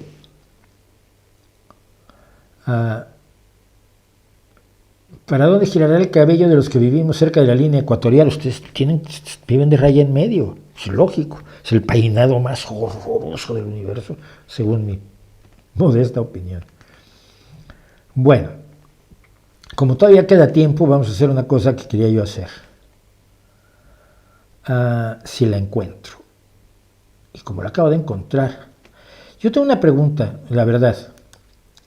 Porque no hablamos de Milei, pero no hablamos de lo que dijo Milei, que ya iremos, lo analizaremos el próximo jueves, no se preocupen. Entra dentro de la semana.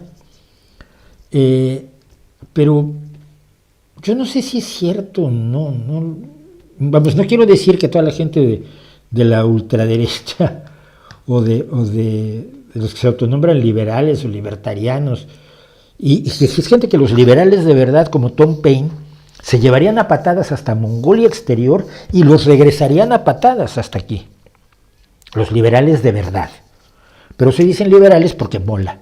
Queda muy bien. Es como cuando Pablo Iglesias se llama demócrata. Lo dicen porque tiene relevancia social el uso de esa palabra. Te da credibilidad. Pero bueno. Ya sabemos que parte del dinero de Javier Milei, con el que ha podido vivir trabajando poco, la casa en la que vive, el dinero con el que se compró la casa en la que vive, pues fue parte del dinero que el gobierno le dio a su padre para rescates de su empresa. O sea, dinero del Estado malvado, el Estado explotador, el Estado confiscatorio del que habla tanto Javier Milei. No ha devuelto la casa, eso sí. Tampoco se habla con su papá, hoy no sé si su padre ya murió, pero bueno, no se hablaba con su papá, pero con el dinero de su papá se sigue hablando todos los días. Luego, tenemos casos como este señor que se llama Santiago Abascal, que podría ser de Saladino en cualquier recreación histórica o en una miniserie de Netflix, que es un señor que desde los 23 años trabaja en política cobrando del Estado. Es muy enemigo del Estado confiscatorio y además de incitar a la violencia, resulta que ha estado cobrando un sobresueldo de 54,000 euros de su partido y es presidente de la Fundación Disenso, a la cual desvió 11 millones de euros que el Estado le dio a su partido. A ver si me explico. El Estado le da a su partido lo que le corresponde por los votos que tiene para que pueda desarrollar su labor política, y él se saca el dinero de su propio partido para meterlo en su propia fundación, que también le da un sueldo vitalicio. Por supuesto, ha sido dueño de empresas que no le pagaban a sus trabajadores y que tuvieron que cerrar por deberle dinero a sus proveedores. Poquito delictivo, un poquito inmoral está. Luego tenemos a este señor, que se llama Alvise Pérez, que también, para hacerse el interesante, se hace llamar Alvise, Luis en italiano, y que tiene cara también de aspecto lejano, pues de un marroquí feo. ¿Sí? Porque el otro marroquí que tengo junto, pues como quiera que sea, no está tan tremendo, ¿no? Pero resulta que este señor Alvise, es que parece que tienden al delito o a vivir del Estado todos estos, ¿no? el señor Alvise, que es provocador de la ultraderecha, racista, antiinmigrante, es alguien que ha estado en todos los partidos que ha podido. Empezó en Unión de Progreso y Democracia, que era la derecha disfrazada de Rosa, no me acuerdo, porque por ahí andaba además también el filósofo catalán que se ha ido derechizando ya, no solo le falta entrar en Vox. Entonces Alvise Pérez pasó por allí, luego pasó por Ciudadanos, luego pasó por el PP, sigue moviendo hacia la derecha, y está a la derecha de Vox. Y entonces, pues resulta que hace 2 semanas le decían que si le habían dado fondos de una cosa que se llama el Madeira Invest Club, o sea, el Club de Inversiones Madeira, pero en inglés aquí en España y en todo el mundo, pues, tiene mucho mayor credibilidad, ¿no? El Club de Inversiones Madeira, pues, suena bien, pero es algo que te pones de acuerdo en el bar. El Madeira Invest Club seguramente es algo que tiene que ver con BlackRock. Entonces, bueno, pues le preguntamos si tenía relación con este chiringuito financiero con su responsable Álvaro Romillo, que es una organización que ofrecía inversiones para eludir impuestos, para evadir impuestos. O sea, de sí era una organización que te proponía algo ilegal. Ofrecía inversiones en relojes, coches de lujo o inmuebles, siempre bajo un doble pago. Tú comprabas bitcoins o criptomonedas, comprabas el carnet de socio y pagabas en criptomonedas. Y luego, pues con las criptomonedas tenías relojes, coches de lujo o inmuebles con los cuales eludías impuestos. Se estima que con esta práctica la empresa superior, que es CryptoSpain, llegó a manejar unos 300 millones de euros, que es un dineral. Y pues, estafándole millones a los ingenuos que invirtieron con falsas promesas. Y además, es el tipo de estafa que funciona muy bien, desafortunadamente, porque estás proponiéndole a los inversionistas, que es gente de muchísimo dinero, una cosa ilegal. Entonces, si le estafaste el dinero, ¿qué van a hacer? Ir a la policía y decir, pues mire, yo me metí en algo ilegal y me estafaron con ello. Te ves en un problema muy grave a la hora de denunciarlo. En este caso, además, el club funcionaba a través de Telegram. Y él era Álvaro Romillo, cuyo nombre era Luis, o CryptoSpain, quien era la imagen pública a través de las redes sociales. Garantizaba que a través de una membresía de 2.000 euros anuales sus usuarios podrían evitar Hacienda y se podía vivir sin pagar impuestos cumpliendo todas las normas, cosa que no es cierta. Si cumples las normas es pagando impuestos. Bueno, pues le dijeron a Alvise Pérez, provocador de la derecha y personaje que consiguió crear una especie de asociación política que se llama Se Acabó la Fiesta, y logró 3 eurodiputados. Lo comentamos cuando hablamos de la poca seriedad con la que nos seguimos tomando a veces las elecciones europeas, los europeos. Y dijo que no tenía nada que ver con eso, pero luego Álvaro Romillo, cuando le encontraron, le cayó la justicia y le dijo, tú estás aquí estafando gente, dijo, sí, pero mira, yo le di 100.000 euros al vice, así, en efectivo y sin que nadie se entere, y sin factura ni recibo, pues para su campaña. Pues unos días después, Alvise ha tenido que admitir que los aceptó como autónomo y en concepto de pago de servicios sin factura. Pago de servicios sin factura es fraude contra Hacienda. Alvise Pérez, que dice que su discurso era, ¿qué creen ustedes? Contra la corrupción. Dice haber recibido esos fondos en metálico porque abogaba por una guerra de libertad fiscal contra el Estado. Ese Estado-nación que quiere prohibir el dinero en efectivo, cosa que es absolutamente falsa, pero que la repiten igual Elon Musk que Donald Trump y que este pobre personaje. Pero el problema es que hay mensajes como estos, ¿no? El tiempo me come para los gastos para los pagos de campaña. Me acaban de filtrar que seguimos subiendo. Sí, la gente creía. A un populista y un demagogo le crean, que sea el de ultraderecha. Si quieres hacerme un paper de defensa de medidas en cripto, no dudes en decirme. Y le dice el otro, el CryptoSpain, el dueño del chiringuito. He estado repasando y si te parece bien, mañana puedes pasar por la Centina a por 100,000 euros. Es una cantidad que no será problema de recaudar por mi parte para que muevas el Sentinel. No sé ahí cómo va la cosa. Si puedes, aprovecha para grabar un vídeo en la puerta o algo así, en que hables algo sobre el Sentinel. Así empieza a conocerlo tu comunidad. O sea, le dio 100,000 euros. Problemas. Primero, en España no puedes darle en un año más de 50,000 euros a un partido. O sea, a diferencia de Estados Unidos, donde quien tiene mejores posibilidades electorales es el que acumula más donaciones privadas, en España no puedes. 50,000 euros anuales a una formación política es el límite. Así que con esos 100,000, los dos estaban cometiendo un delito. La Fiscalía investiga al vice por utilizar ese dinero para regalar 5,000 camisetas y gorras, pagar los vehículos de campaña, hoteles, vuelos o imprimir los 2 millones de papeletas que repartió por todo el país. 2 millones que le permitieron obtener, no me acuerdo, creo que 80,000 votos. Bueno,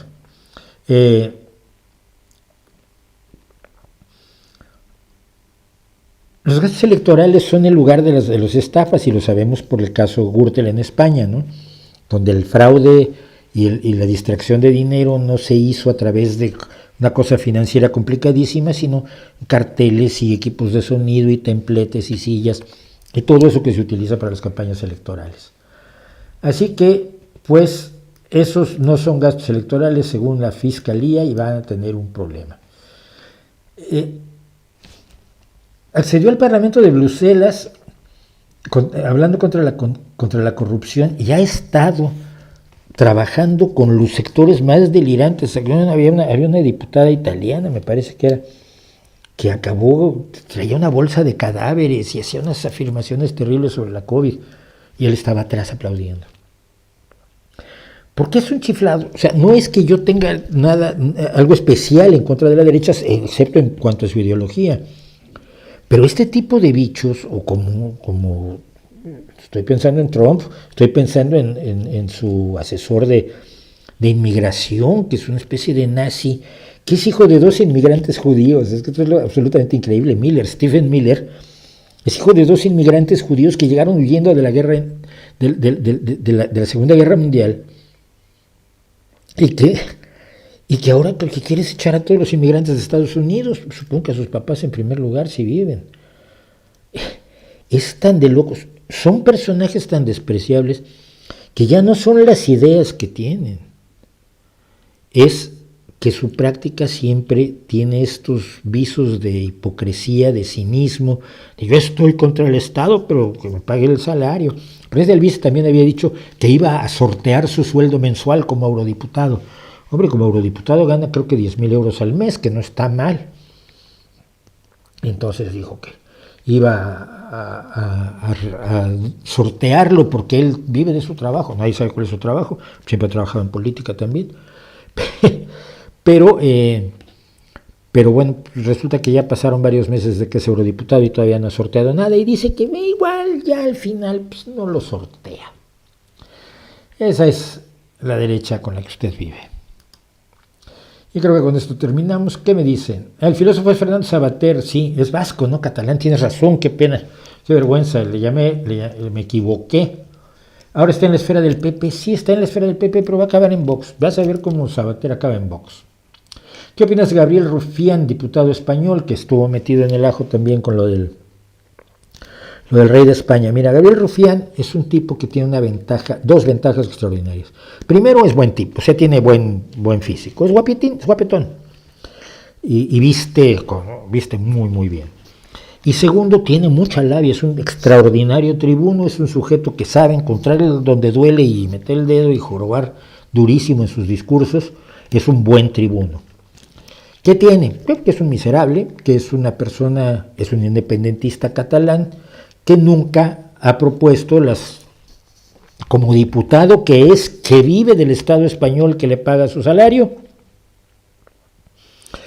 nunca ha propuesto en la Cámara de Diputados, en el Congreso de los Diputados en España, la modificación de los artículos que tendrían que modificarse en la Constitución para permitir que haya un referéndum independentista en Cataluña. Nunca lo ha propuesto. Es la única forma de que se pueda hacer ese referéndum legalmente. Y la Constitución te dice cómo lo tienes que hacer. Pero los independentistas nunca lo han propuesto. Y ahora que me salga en los pasillos del Congreso de los Diputados gritando ¡Viva México, cabrones! Creo que deja clarísimo el nivel de su populismo y de su demagogia fundamentales, ¿no? Es un hombre que no...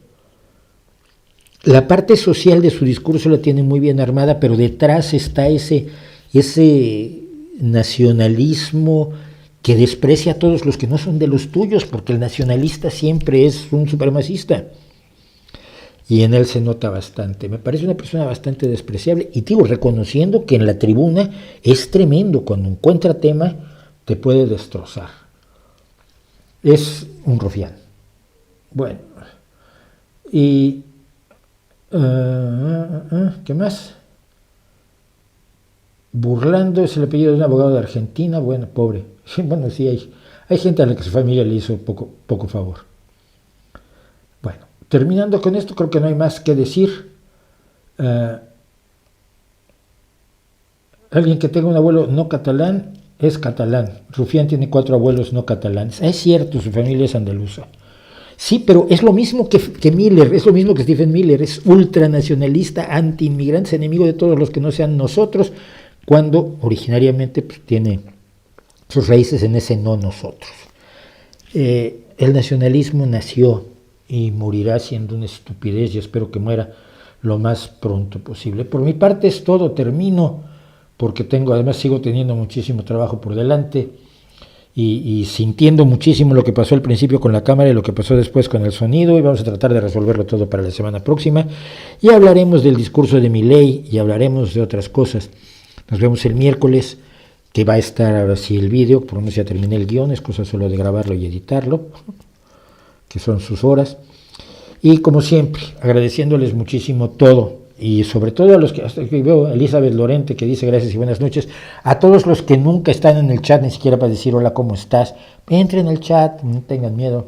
A todos ellos les doy las gracias por su compañía, somos 225 y ahí les dejo mi reputación para que la hagan pedazos.